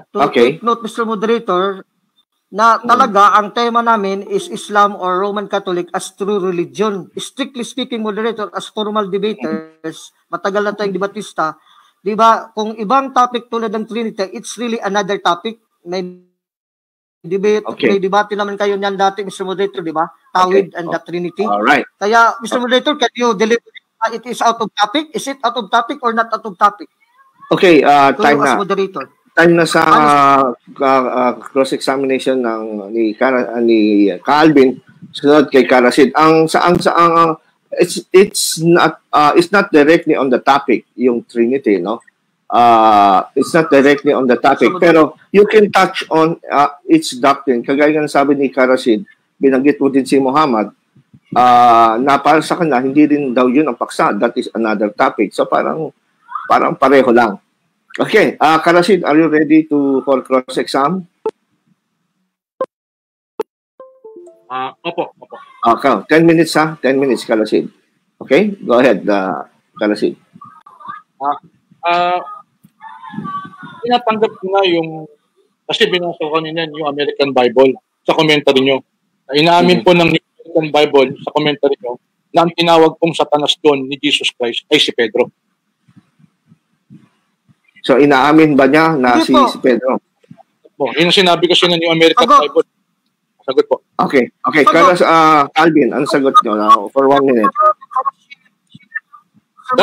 Dahil, bakit? Yung binasa niya maluwanag. Yung satanic purpose, yun yung satanic ang purpose si Pedro. Hindi sinabi ng New American Bible na si Pedro mismo si Satanas o si Satanas mismo naging si Pedro na.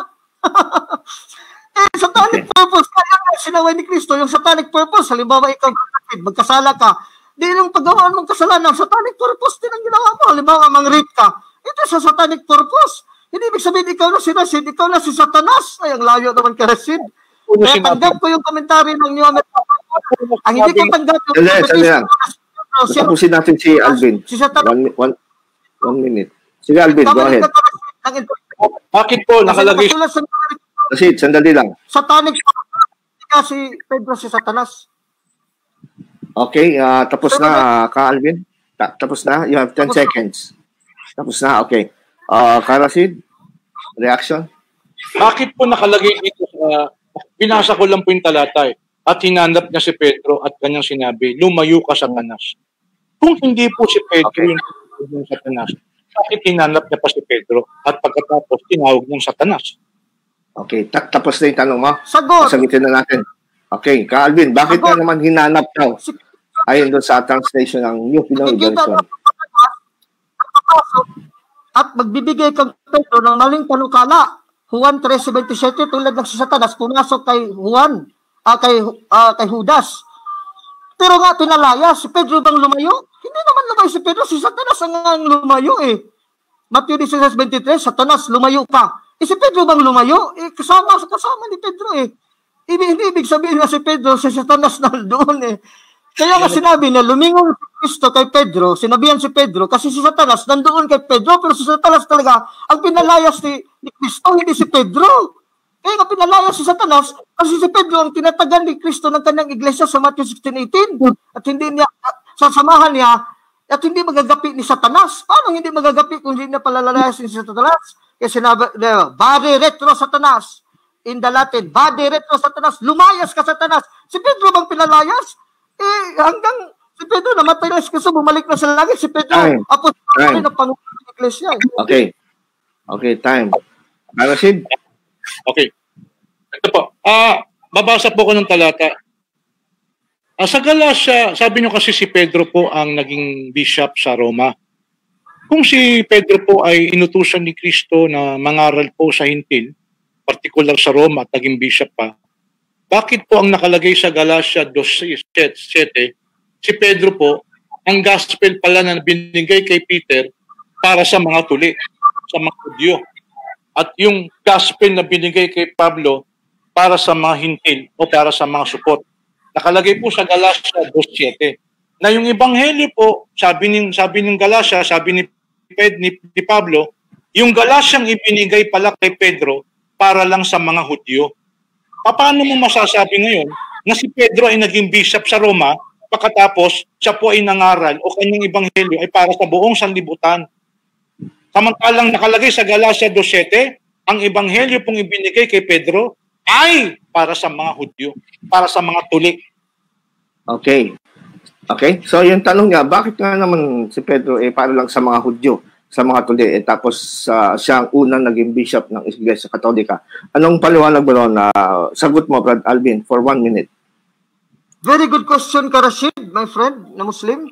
Ang sagot ko sa iyo, kasi sa unang Pedro 5:13, Living Bible Translation, New Living Testament, Peter was there in Rome, the church here in Rome, sa Lucius, so does my son Mark. Tapos sa Grego, sa unang Pedro 5:2, siya na nandoon sa iglesia sa Roma, unang Pedro 5:2, sa original Greek, episkopoi. Meron akong Greek dito, episkopoi. Ibig sabihin, obispo siya doon sa Roma, sa iglesia sa Roma. Ngayon, sa Galacia 2:7, hindi ibig sabihin na sa mga tuli, ang tuli kasi according ni Paul at Peter sa Acts chapter 15, hindi na mga Hudyo lang, kundi Roma 2:14 hanggang 26, tuli ay sa espiritu, hindi sa laman. So, they are the church. It refers to the church. Kaya nga, si Pedro ang tinatagan ni Kristo ng iglesia eh. Hudiyo at Hintil, siya talaga ang puno. Matthew 16:18. Thou art Peter, and upon this rock I will build my church. Hindi mo alam, Brad Karasid, na sa Amplified Version, Galatians 2:7 hanggang 9, ibig sabihin, si Peter, pillars of the Jerusalem church. Ang iglesia. Okay. Ang buong iglesia, pilar. Si pilar sa mga Hudyo. Okay, thank you. Sige, Karasid, any question? Follow up? Okay. Yung sagot niya? Binasa mo yung unang Timoteo 3:15. Alam mo yun sa lamba? Yes. 1 minute. Binasa mo yung unang Timoteo 3:15 para patunayan na Iglesia Katolika, Apostolika Romana, ang totoong Iglesia Arilion. Timoteo 3:15 sa Greek. Kasi nakalagay yes, iglesia, kundi house. At yung pong house ay oikos. At ang oikos po, literal, inhabited house. At ang iglesia, congregation of people. Hindi porket kalipunan ng tao ay meron ng literal na bahay. So ginamit yung talatang ito para patunayan sa amin na ang religion na tinayo ni Kristo ay Iglesia Katolika Apostolika Romana. Saan po nakalagay dito yung religion at saan po nakalagay dito yung iglesia? Okay, thank you. So, ang tanong niya, saan doon sa 1 Timothy 3:15, nakalagay talaga church o iglesia? Hindi raw nabasa doon. Sagot ko. Sige, sagot. 1 minute. Very good question, Karasid, but I'm sad to tell you, this is a question of ignorance of the Greek. Kasi I'm sure, Badasid, you don't know Greek to read Greek eh. Babasahin ko sa Greek ha, unang Timoteo 3:15. Sabi dito, Dehen oiko, o yung oko, house, tayo, house of God, meron. Apostretosai, Sandali. Ecclesia. Tayo, merong Ecclesia, Church of the Living God. Dapat ito mo Karasid eh. Ecclesia, teka muna Karasid, huwag ka munang sumabat. Tapusin natin 1 minute. Tapusin mo muna 1 minute. Then you can 30 seconds more. Ulit, meron yung oiko, tama sa Karasid. Pero I tell you na hindi mo alam kasi sa unahan, the house of God to conduct oneself, which is the church of God. Yung house, yung oiko, yun yung ecclesia. Yung merong ecclesia dito. Sa Greek, lahat ng Greek manuscripts, Karasid, may ecclesia. Kaya kung yan ang showdown question mo, natalo ka na Karasid. Kaya yung bahay, yun ang ecclesia. Time na, Brother Alvin. Let's go back to Karasid. Karasid. I-clear ko mamaya yung stand ko ha. Relax ka lang, Brother Alvin. Hindi ako nakipag-showdown sa'yo. Meron akong clarification na tanong sa'yo para maging clear sa akin, para sa pag-stand ko, maging malinaw sa akin. Kasi, interchangeably, sinasabi mo religion, pagkatapos house, pagkatapos iglesia, yun ang gusto kong maliwanagan sa'yo. Hindi kita hinahamon ng showdown. Okay? Kasi doon hindi kamaya. Ngayon, binasa mo yung Daniel 2:44 para patunayan ay ito'y katuparan ng hula patungkol po doon sa kaharian ng Diyos na hindi magigiba o walang katapusan. Ito po naniniwala ka ba talaga na ito ay Iglesia Katolika Apostolika Romana, yung nasa Daniel? O meron pang ibang tinutukoy dito? Gusto ko lang maging clear kasi titindig ako base sa sabihin mo ngayon. Yung Daniel 2:44 po ba, Alvin, ito ba'y patungkol sa Iglesia Katolika Apostolika Romana? Ano yan? Oo, hindi. Tapos may paliwanag? Hindi, opo.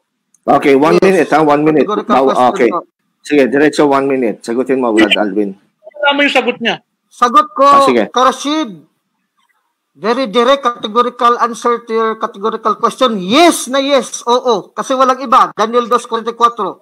But in the days of those kingdoms, the kingdom, God of heaven, will set up a kingdom that shall never be destroyed, and his kingdom shall not be delivered up to another people. And it shall break in pieces and shall consume all these kingdoms, and itself shall stand forever. The kingdom of Christ in the Catholic Church, which cannot be destroyed, na fulfilled, Matthew 16:18-19. Hindi mo natutulan kanina kasi sabi mo, tinawag na first century ni Ignacio Katoliko. Iyon ang iglesia, wala pang Protestante, wala pang Islam. Third century Council of Nicaea, sinabi mo, nagkumpay ng Biblia, Katoliko pa rin, wala pang Islam, wala pang Protestante. Dumating na si Martin Luther, Katoliko pa rin. Okay, dumating na 1870, Katoliko pa rin. Walang iba. Okay. time na. So, thank you very much sa inyo. Tapos na ating cross-examination. Tayo ngayon ay dito na sa ating conclusion. 15 minutes conclusion. Mauna muna ang Roman Catholic, si Calvin. Ikaw muna mauna. Tapos, susunod ay ang Islam for 15 minutes. So, go ahead, Brother Alvin, for your conclusion for 15 minutes. Maraming salamat, Mr. Moderator, Doc Ronald, at sa ating kaibigan ngayon na si Karasid Indasan ng Islam. Surprisingly, kasi yung punto kanina, sabi ni Karasid, bakit daw tinatch ko si Muhammad? Latag mo yun, Karasid, mga sura mo lahat kanina sa first stand mo. Muhammad nga kinakasangkapan si Muhammad. Lahat ng talata mo may Muhammad Huwag mo ikaila, Brother Sid. It's clearly that you are lying to the public. Why? Very tahasan mong kinakaila yung propeta mong Muhammad. Ikaw nagbanggit noon. Hindi nga ako nagbanggit una sa latag ko because I respect you as affirmative. Yun ang kasunduan natin. Nung nagtalata ka na sa affirmative side mo sa Islam, ikaw nang nagbanggit kay Muhammad kasi mga talata mo involved sa Muhammad. Kaya nga kinestyon ko yung Muhammad mo. Si Muhammad, huwag ka sanang masaktan, talagang makasalanan. Wala kang napatunayan. Si Muhammad, tulad ni Kristo, na righteous, na pure, at walang kasalanan. Juan Bautista ang napatunayan mo, hindi si Muhammad Kaya ngayon ka, Rashid, again, the underlying question, ito lang ang foundational argument ko. Dito tayo, sino ba ang superior na Diyos at tunay na reliyon na tinatag? Yung gumagamit ng taong makasalanan, tunay ni Propeta Muhammad at iba pang mga nagtatag ng reliyon, pati sa Badista, Ellen Goldwhite, Soriano, MCGI, Manalo, Iglesia ni Cristo, etc. Lahat yan, tanggal yan lahat, tao lang nagtatag, makasalanan tulad ni Muhammad. O itong Diyos na nagtatag, si Kristo mismo as the divine person, nagtatag ng kanyang simbahan. Siya mismo, Daniel 2:44, sinagot ka kita, Katoliko yan Duwayrans version. Wala kasi ikaw nga nagsabi kaya sabi ko sa iyo, Karasid, tutulan mo bang sinabi mo? Ikaw nagsabi niyan sa debate niyo pa ni Jerry Sibilya ng Sabadista. Wala pa nga ang Katoliko na involved doon. Ikaw ang Katoliko ng Katoliko. Nandyan yung video, hindi mo yan na makaila Sabi mo, hoy, Jerry, huwag mo ang kinin yan kasi Katoliko nagkumpay ng Biblia. Ibig sabihin, Katoliko talaga, wala naman talagang Protestante, wala pang Islam before 6th century, wala pang Protestante, wala pang Orthodox. Kaya wala talagang iba, Karasid, kung hindi yung Katoliko, ano simbahan yon? Karasid naman. Ikaw na nga nagsabi, ikaw nga nauna dyan, na Katoliko talaga yan Hindi nga ako naglatag ng Ignatius, first century, tinawag Katoliko yung iglesia. Hindi yung pangalan ang importante, Karasid. A rose named by any other names is still the same rose. Kaya katawagan mo yung Gumamela, pero in essence, ganun pa rin yun Hindi yun maging Gumamela dahil tinawag mo lang Gumamela. Rose talaga yun. Ganun din ang Katoliko. Wala namang iglesia talagang tinatag na iba ng ating Panginoon Kristo. Katuparan ng Daniel 2:44. Kaya mula kanina, Karasid, alam ko, hindi mo kaya ang temang ito. Bakit nasabi ko? Pumunta ka na ng Mother of God. Wala na sa tema yan Nag-rule out ka si Doc Ronald, ang ating moderator. Nag-rule out siya. Sana, Karasid, stick ka sa tema ngayon kasi nag-rule out siya na directly, Brad Alvin, as matagal at debatista dito sa Pilipinas, directly, wala talaga sa tema ang sinasabi ni Karasid about Trinity. Tama! Kasi nagdebate kayo na Ronald doon, tawid na Trinity. Mayroon ba diyang true church? Ngayon, magdidebate tayo ng true religion. Hihiritan mo ng Trinity. Wala ka sa ayos, Karasid Wala ka sa forma. Lumabas ka, simplang ka na. Ibig sabihin, hindi mo kayang tutulan ang mga tatag ko about the true religion, which is Roman Catholic. Pumunta ka ng Trinity about Godhood. Hindi mo kaya Ibig sabihin, talong-talo ka dito sa debate natin. Ngayon, Karasid, not to hurt you and the Islam or the Muslim people, itong punto na makasalanan si Muhammad, alam mo, makasalanan naman talaga Si Jesus wala naman talagang kasalanan Wala ka talagang mabasa sa Quran Si Jesus nagkasala. Kahit isa man lang kasalanan ni Jesus, kahit single white lie, wala Pero si Muhammad, nagdaming talata, alam mo yan, Karasid, na makasalanan si Muhammad, tinatawad niya lang, nagkasala ulit. Di ba? Kasi tulad natin. Tapos mantakin mo, Karasid, dito sa, Sahih al-Bukhari, Book 2, 357. Ibn Sharif narrated, Ibn Abdul Talib said, always, when his wives of Muhammad, ibig sabihin Muhammad, had their period, kung narinig lang kanilang asawa, I saw the prophet, nearby his camel herd, o sa mga kamelyo, there he had lovingly intercourse with the female animals, ibig sabihin female camels, ano siya? There is sex activity going on. Sometimes, Muhammad, also turned towards the young animals of both sexes, male and female. Mantakin mo yan, Rashid, sa hadiths nyo, Sahih al-Bukhari, 357. Ganyan ang kasalanan ba? Yan lang, isang kasalanan na ganyan. Would we believe that God would establish a true religion based on a person who is declared in your hadiths as bestial, having sexual intercourse with camel with both sexes of male and female? Naku naman ka, Rashid. Si Kristo, i-compare natin si Isa al-Masih sa Quran nyo. Sa Quran lang hindi lang sa Biblia. Surah 3:46. Surah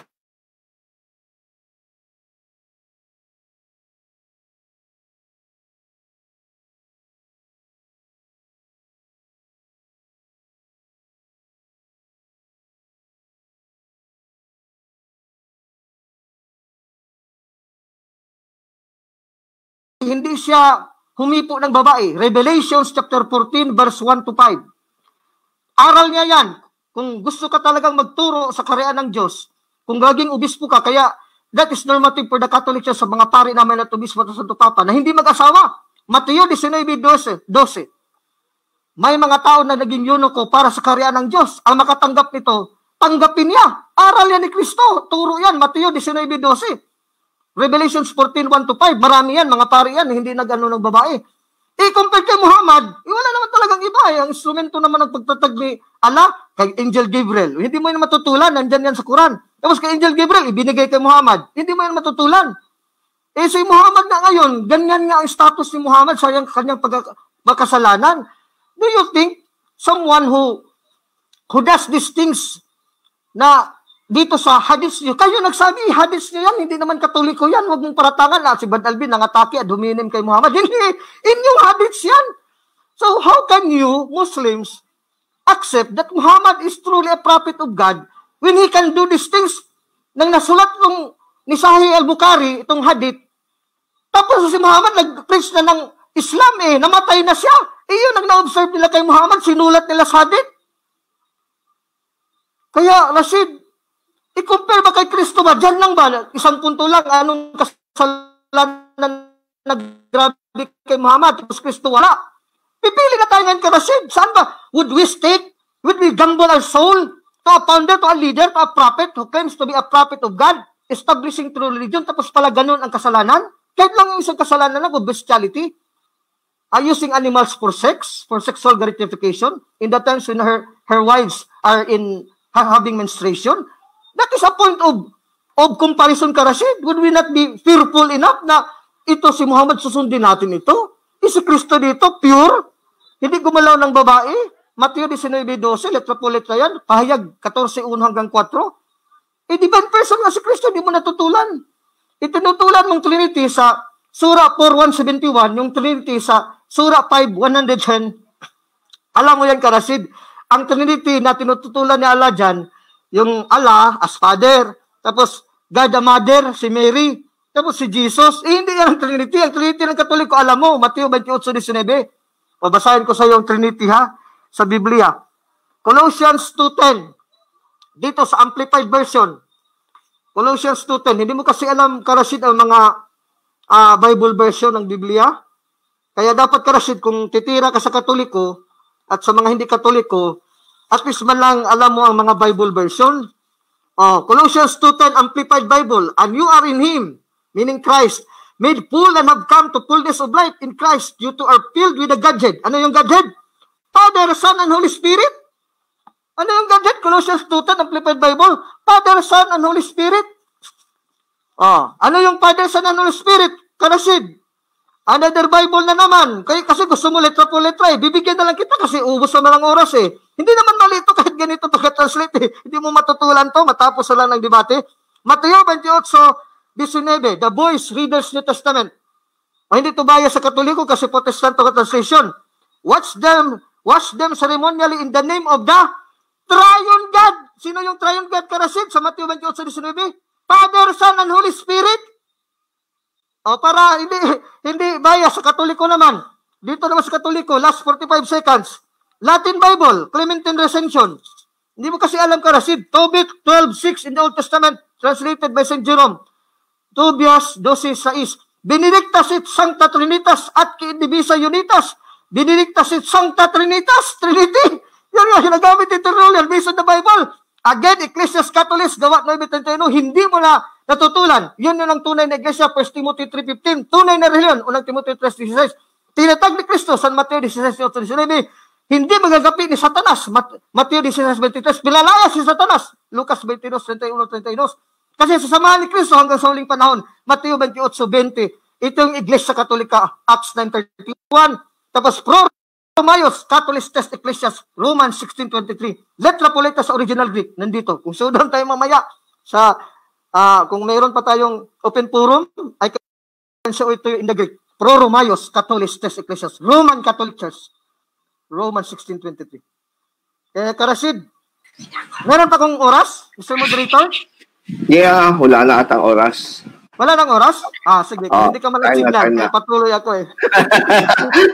Hindi ko kasi nag-emote eh. Sarap ang pakikinig sa'yo eh. Okay, sundan natin si Karasid sa kanyang sundan natin si Karasid sa kanyang conclusion for 15 minutes. Okay? Karasid, are you ready? 15 minutes conclusion. Sandali. Ayan. Okay, thank you. Thank you, Alvin. Wala? Okay, ikaw na. Okay, bismillahirrahmanirrahim. Sabi na nga ba hindi talaga totoo to si Alvin sa kanyang mga sinasabi. Napakaganda ng meeting natin. Sabi mo, walang husgahan, walang ganito. Eto na naman yung style mong bulok. Ginamit mo kay Jung Ventilacion. Ginamit mo kay Ronald Obidos. You failed! You failed! You failed! Ano ko na pan? You failed. You are the one who failed to read from the Bible na si Kristo nagtayo ng religion, Iglesia Katolika, Apostolika Romana, wala ka nabasa. Pinagduktong-duktong mo ng talata. Ano kala mo sa amin? Mauto mo kami? Ano ka naman? Walang Iglesia Katolika. Meron ba sinabi si Kristo, ako'y magtatayo ng Iglesia Katolika, Apostolika Romana? Wala namang ganun eh. Pinagluloko mo tao. Tapos ngayon, nagsinungaling ka pa. Huwag ka naman ganyan, Brother Albi. Ito sa Hadith, pakiplas nga yung Hadith. Ang bilis kasi magsalita, moderator, hindi ko marinig yung sinasabi masyado eh. Ang pagkakaintindi ko, si Prophet Muhammad daw, sallallahu alaihi wasallam, astagfirullah, nakipag-sex daw sa hayop. Ewan ko lang yung sinabi niya. Ano ba sinabi pagdating sa Bukhari? Meron kami Bukhari, oh. Baka saan mo na nakuha yung Bukhari mo? Ano to si Prophet Muhammad? Baka Bukayo mo eh. Baka Bukayo sa Bisaya mo nakuha yan. Whoever goes into sex, an animal, kill him and kill the animal. Patayin ang nakipagtalik sa hayop. Patayin ang hayop na kung saan eh tinalik ng tao. Yun ang utos sa Bukhari. Saan mo na kinuha yung sa Bukhari mo? Baka sa Bukhari sa Cebu yan. Walang ganyan, Alvin. Pambihira ka naman. Para makapuntos ka lang. Alam ko yung technique mo eh. Tignan mo, usapan natin, walang hatulan. You paid! Ang hilig ko sa ganyan. Ilang beses na ginagamit ka eh. Ikaw nagkikinter sa debate. Marunong ang ating mga kababayan. Alvin. Marunong. Ngayon, sinasabi mo, kita mo, ikaw mismo, hindi mo naintindi tinatanong mo. Inamin mo pala, Katoliko gumawa ng Biblia. Inamin mo pala, yung Katoliko, si Ignatius ang nagsabi. Inamin mo pala, 1870, nabuuan yung Iglesia Katolika, Apostolika Romana. Kaya nga mali. Walang kinalaman si Jesus sa mga pinagagawa ng mga obispo. Hindi mo year 170, lumabas pala yung Roman Catholic, yung Catholic. Hindi si Kristo nagbigay. 1870, nabuo pa lang yung Iglesia Katolika, Apostolika Romana. Inaamin mo. Pwede nauna pa yung bansang Pilipinas sa pangalan nyo. Ang pinitinigan mo kasi, ang religion na tinayo ni Kristo, ayon sa Biblia, Iglesia Katolika, Apostolika Romana, wala ka nabasa. Pagkatapos ngayon, pumapayag ka pala, 1870, doon pa lang nabuo ang Iglesia Katolika, Apostolika Romana. Therefore, hindi si Kristo nagtayo na. 1870 lang eh. Ngayon, sa akin malinaw. Kaya kahit sa nagre-research lang, walang religion, pag binasa mo ang Quran, oo nga no, ang nakalagay talaga sa Quran Islam, yun ang hindi mo natutulan. Yun ang hindi mo nagiba. Pagkatapos binasa mo yung Daniel, yun ang Katoliko, ang layo naman. Ayun naman. Yung Daniel 2, may kinalaman sa Daniel 7. Ginagamit po yan ng mga Hudyo. Prophecy yan. Pagdating ng kanilang Misaya, sapagkat sa Daniel 7:13-14, pagdating ng anak ng tao, magkakaroon siya ng kapangyarihan, kaluwalhatian, kariyan na hindi. Bakit magkakaroon? Upang lahat ng mawika, bansa, ay maging alipin niya, maglingkod sa kanya. Yun ang Misaya na inaantay po ng mga Hudyo eh. Yan po yung prophecy ng mga Hudyo na ginagamit. Pagtatawanan kayo ng mga Hudyo talaga eh. Taki mo binasa mo, wala namang Roman Catholic dun eh. How come? Pagkatapos ngayon, binasa ko yung unang Timoteo para maunawaan talaga kita. Sinabi mo iglesia, sinabi mo house of God, sinabi mo religion. Gusto kong maramdaman saan ko yung religion tinayo ni Kristo. Iglesia Katolika, Apostolika, Romana. Kasi yun ang topic natin. Ngayon, bakit ko tinalakay yung Trinity? Kasi nga, ang Trinity, yun ang pinakapundasyon ng inimbento yung religion. Yung Trinity, marami akong pinakita kanina eh. Pinipilit mo ngayon ng Trinity sa amin, eh samantalang yung mga obispo nyo, yung mga scholar ninyo, nagsasabi, walang Trinity sa New Testament, pati yung meaning ng Trinity, wala. Ayun ang sinasabi ng libro nyo. Oh. Tapos pipilitin mo ngayon. Tapos sinasabi mo, bakit ako nagtatapik ng si Mary, Mother of God? Kasi gano'n ang paniniwala yung Katoliko eh. Gusto ko unawain, kayo nga ba talaga apostolic? Kayo nga ba turo ng 12 apostol? Sabi nyo may series, si Cristo, si Pedro, si Linus. Wala. Wala namin maramdaman na talagang galing sa apostol to eh. Nananalangin, nagdadasal sa mga santo. Apostol ba yan? Kaya nga marami lumayas kanyo, nagpasa ng Biblia eh. Nananalangin kay Mary. May si Mary, Mother of God, ina ng Diyos. Kailan nagsimula? 431. Almost 500 years, wala si Kristo. Sasabihin mo, inang reliyong tinayo ni Kristo. Meron pang apostol na nagdasal kay Mary. Wala. Ito yung kanyang foundation niya eh. Masama ko bang gamitin nyo? Kasi sabi nyo, ang Katoliko, apostolic. Bakit? Ang doktrina nyo, apostolic ba? Diba? Malalaman mo sa turo. Hindi po eh. Malayong description ninyo. Diba? Ngayon, yun ang sinasabi ko sa inyo. Kaya ako naniniwala, napapatunayan ko yung paksa. Kayo nang humusga. Hindi ko hatulan, talo ka, ganun ginagawa mo sa akin eh. Kayo humusga. Nabasa ba ni talaga bang totoo? Kahit ang mga Kristiyano hindi papayag sa iyo eh. Totoo ba talaga? Napapatunayan mo na ang reliyon ni Kristo, Iglesia Katolika, Apostolika, Romana, hindi mo pinali mga talatang sinabi ko sa iyo na si Kristo nagbilin sa 12 alagad at sa Israel lamang, hindi ka kasama. Ayaw ni Kristo sa Bisaya.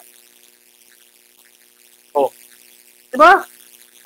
Sinasabi ni Kristo, kung si Kristo rin lang, kung si Kristo rin lang, wala pong religion na tinayo, wala pong religion sa Bible na pangalan talagang opisyal ng religion. Pinagtuktong mo lang yung talata eh. Wala pong, hindi mo napapatunayan yung Iglesia Katolika, Apostolika, Romana sa pamamagitan ng 3 talata, kakapirang ko sa talata, pinipilit mo, nanggit yung Katoliko. Wala po rito. Kahit mag-Greek ka pa, kahit mag-Latin-Latin ka pa. Wala po sinasabi, religion ito. Diba? Sino maniniwala sa'yo? 3 talata, sabi mo, ito, matotoo, Roman Catholic, hindi po ganun. Una, pangalawa, sino mo? Dito may listahan kayo ng Papa. Bakit? Meron ka bang ebidensya na itong si Papa, si Linus na sumunod, yung nagkakamali, ay naordinahan ho ni Pedro? Sa talata po, sa history, hindi po naging leader o naging bishop si Pedro sa Roma. Yung po masasabi ko sa inyo. Alam ko yung mga sinasabi mong talata. And Mr. Alvin, for your information, I'm familiar with the verses or versions of the Bible. Kaya nga, hindi ako Katoliko eh. Kasi alam ko, kung ginasabi ko sa kababayan, ang gumawa po, particular ang New Testament, kayo nag-assemble nito, kayo nag-invento nito, kaya hindi ito sa Diyos. Kaya, tingnan mo, yung Katoliko, hindi naman si Jesus Christ ang nagsabi ng religion Katoliko. Hindi Diyos ang nagbigay, wala ka nabasa sa Bible. Hindi si Kristo nagbigay, wala ka nabasa. Ang religion ay Roman Catholic Church. Wala ka nabasa ang 12 apostol ay ang binigay, ang religion tinuturo nila ay Roman Catholic Church. Wala po. Wala pong gano'n. Sa Quran, nabasa ko letra por letra. Ngayon, tinitira mo ang karakter ni Prophet Muhammad sa sala. Sinasabi mo, si Kristo lang ang tanging walang kasalanan. Mali ka doon. Ang na naman, mali. Paano kung may babasa ko na sa Bible, merong taktal, matuwid, perfecto, walang kasalanan. No, hindi po totoo yun. Babasa ko yung talata, 2 minutes na lang. Sabi po, dito, sa talata ng Lucas, meron pong mga tao na talagang perfecto po at walang kasalanan. Sapagkat ang sabi po rito, sa isang talata po ng Lucas, sandali lang po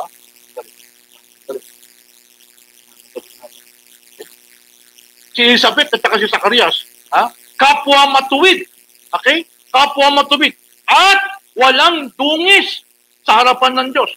Walang takdal sa pagsunod sa kautusan ng Diyos. Si Zacarias at saka si Elizabeth. Walang kasalanan, sakdal. Si Kristo ba may kasalanan? Meron po. Kung tutuusin. Bakit? Bastos sa magulang si Jesus Christ. Kung tutuusin. Yung Jesus Christ ng Bible, hindi po yung Jesus Christ ng Quran. Bakit po? Yun ang pinipilit niya. Doon niya tinatakbo ngayon ang usaping ito eh. Wala daw karapatang nagtayo daw si Prophet Muhammad ng reliyon, bakit daw ganun ang Diyos? Pinadaan pa sa propeta, pinadaan pa kaya hindi daw katulad doon na kay Jesus Christ. Wala pong reliyong pinatag si Kristo. Yun po masasabi ko, siya po sa Israel lamang. Yun ang pinipilit ng ating kababayan. Kaya kita mo, ayon dito sa Juan 2, chapter 2 ng John, ano po ang sabi ni Kristo sa kanyang sarili niya? Tingnan mo, pwede bang gamitin ito? Sinabi sa kanya ni Jesus, babae, anong kinalaman ngayon? Anong kinalaman nyo sa akin at sa'yo? Pwede mo bang tawagin yung sarili mong ina, babae? Ang bastos mo nun eh. Di nagkasala siya. Bastos sa magulang, igalang mo yung ama't ina. Nakita mo? Ito ka, bastos na ito sa magulang. Pwede mo bang tawagin ng nanay mo? Kaya, ako po mga kababayan, kayo po umusga. Napatunayan ko po letra por letra, Islam po ang galing sa Diyos. Kaya maniwala sa kayo hindi sa Quran, yung po ang tema. Quran, Biblia. Napatunayan ko, nabasa ko letra por letra sa Quran. Islam, galing sa Diyos. Wala po siyang nabasa Iglesia Katolika Apostolic Romana sa Biblia. Maraming salamat po.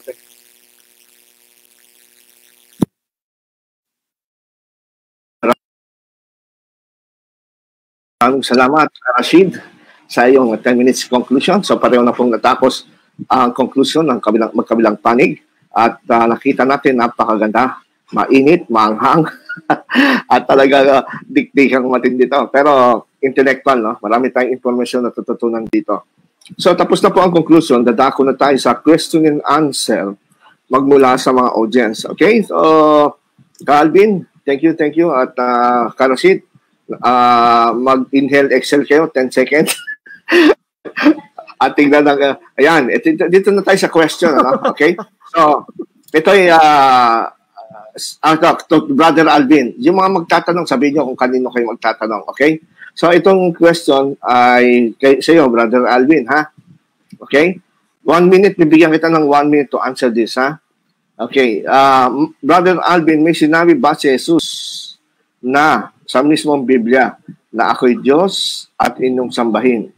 Ganyan po dapat, wala siya dapat sinabing inutusan ng ama o ng nanay, kailangan. Okay. Na si Jesus daw mismo, may basa ka raw sa Biblia na sinabi niya, ako'y Diyos at inyong sambahin. 2 minutes pala, sorry. 2 minutes kang sasagot sa tanong, okay? And then, gaya ng pinag-usapan natin, may reaction kay Karasid na 1 minute. Okay? The same din sa'yo. Okay? Walang reaction. Wala na ba? Wala na? Okay. That's good. Sige, good. Okay, good. Thank you. Okay. Sige, 2 minutes, Brad Alvin. 2 minutes. Maraming salamat, Mr. Moderator, Doc Ronald. Ang tanong ni Brad Al-Amar Hasan Untuwa, may sinabi ba si Jesus sa mismong Biblia na ako'y Diyos at inyong sambahin?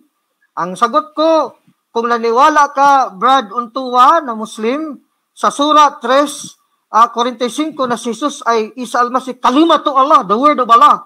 Kaya yung sinabi sa Biblia, sa Mateo 22:32, ako ang Diyos ni Abraham, ako ang Diyos ni Jacob, ako ang Diyos ni Isaac.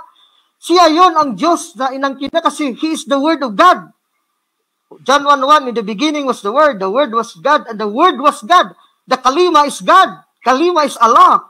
So, ang salita lahat ng Allah, ng Ama, ay salita din ng anak, salita din, kasi siya mismong salita eh. That's why in Muslim theology, the Kalima of Allah, the mind and the wisdom of Allah is an attribute of Allah. He is himself Allah.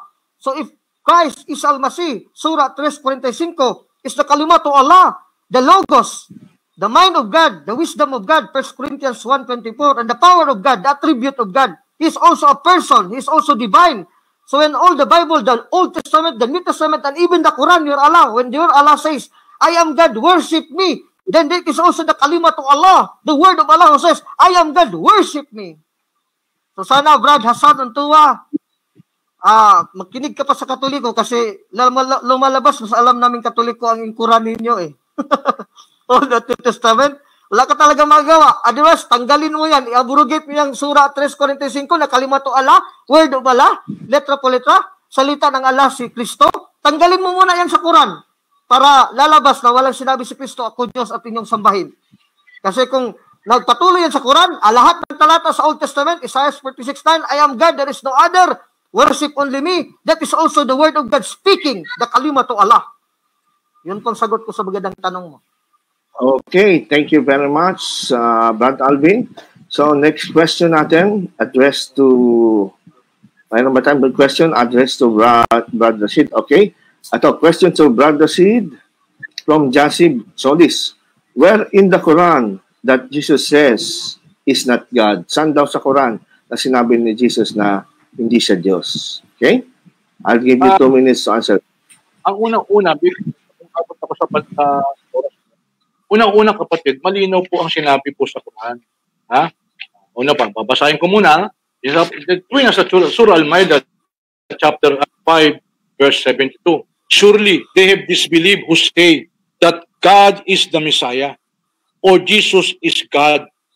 But Christ said, sinabi ni Kristo, O children of Israel, worship Allah, Rabbi wa Rabbukum. Sambahin niyo si Allah, ang aking Panginoon at inyong Panginoon.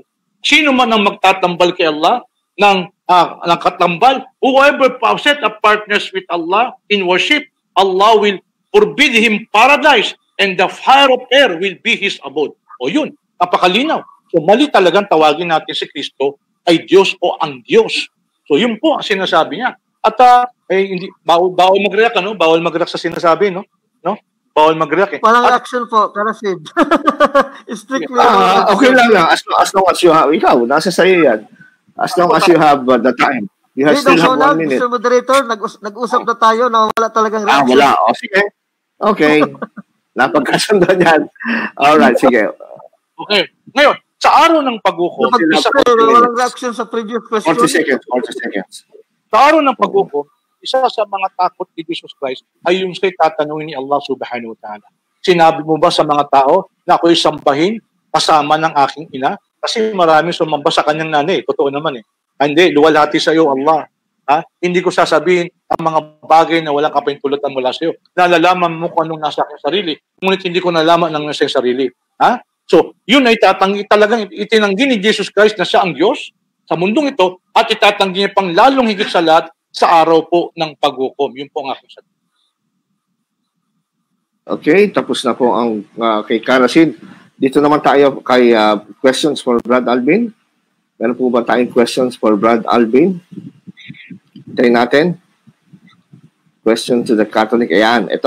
Question to Brad Alvin. Mahilig ka mag-quote ng verse ng Quran. Anong masasabi mo sa Surah chapter 19 verse 36? Katotohanan, ang aking Panginoon ay Allah at inyong Panginoon. Sambahin mo siya at ito ang matuwid na landas. Ayan.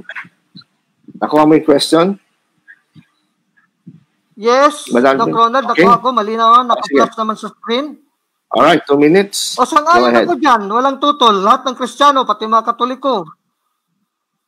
O hindi tutol, kasi sinabi, katotohanan, ang aking Panginoon, aking Rabbi, ay si Allah, God, at inyong Panginoon. Totoo naman yan, sambahin niyo siya, at itong matuwid na landas. Kaya nga, 841 eh. Basahin natin dito sa CCC. Brad Ayan, CCC. CCC, Catechism of the Catholic Church. Hanapin muna. We accept the monotheistic God. We also recognize in the Christian Bible na Arabic, Allah talaga ang name ng God sa Arabic. So no problem with that, no? Is also our Lord, no? Baga kung Arabo pa ako na Katoliko, I live in Middle East, tapos Katoliko ako, Allah talaga ang sambit ko sa Diyos ko. Na Diyos dito sa Bisaya o Tagalog, Diyos, D-I-O-S, from the Spanish Dios. no? Sa 841 dito sa CCC, alam to ni Karashid, kaya we have also something in common, no? Kaya we should not hate each other, although mayroon talaga tayong diferensya, pero actually, sa pananampalataya sa nag-iisang Diyos, magkaisa tayo. CCC, page 242, Article 841, the church relationship with the Muslims. The plan of salvation also includes those who acknowledge the Creator, in the first place among whom are Muslims. This profess to hold the faith of Abraham, and together with us, meaning Catholics, they adore the one merciful God. O yun yung sa Surah 19, verse 36. The one merciful God, mankind's judge on the last day. Sa Surah 2:62, sinasabi dito ng Quran, kahit ang mga Kristiyano, lalo na sa panahon ni Muhammad, Katoliko yun walang Protestante doon. Karasid, alam niya ni Karasid, the time of Muhammad, wala pang Protestante, walang Orthodox. So, ang sinasabi na Kristiyano ni Muhammad sa Surah 2:62, Al-Baqarah 2:62, referring to Catholic Christians. Anong sinabi dito? Basahin natin. Verily, those who believe and those who are Jews and Christians believes in Allah last day and righteous good deeds shall have no fear and they shall not grieve. Okay, thank you, Brad Alvin. Question naman by Karashid. Ano bang question para kay Karashid? Tingnan natin. Yan, for Karashid. Kung mas nauna ang Biblia kesa sa Quran, paano nyo po patutunayan ng Islam ang tamang relihiyon? Nakuha mo yung... Okay. 2 minutes, Karashid. Alam nyo, masasabihin ako, dapat di magre-react si rito, Alvin. Alam po ninyo, kung tinutukoy nyo ay yung Torah, yung totoong Torah, at saka Injil, totoong yun na nauna. Kaya nga huling propeta si Propeta Muhammad sallallahu Wanzalat Torah wal Injil. At talagang Torah ay binaba ni Allah mula sa itaas, mula sa langit kay Moises, at yung Gospel o yung Ebanghelyo, Injil, ay binaba naman kay Nabi Isa.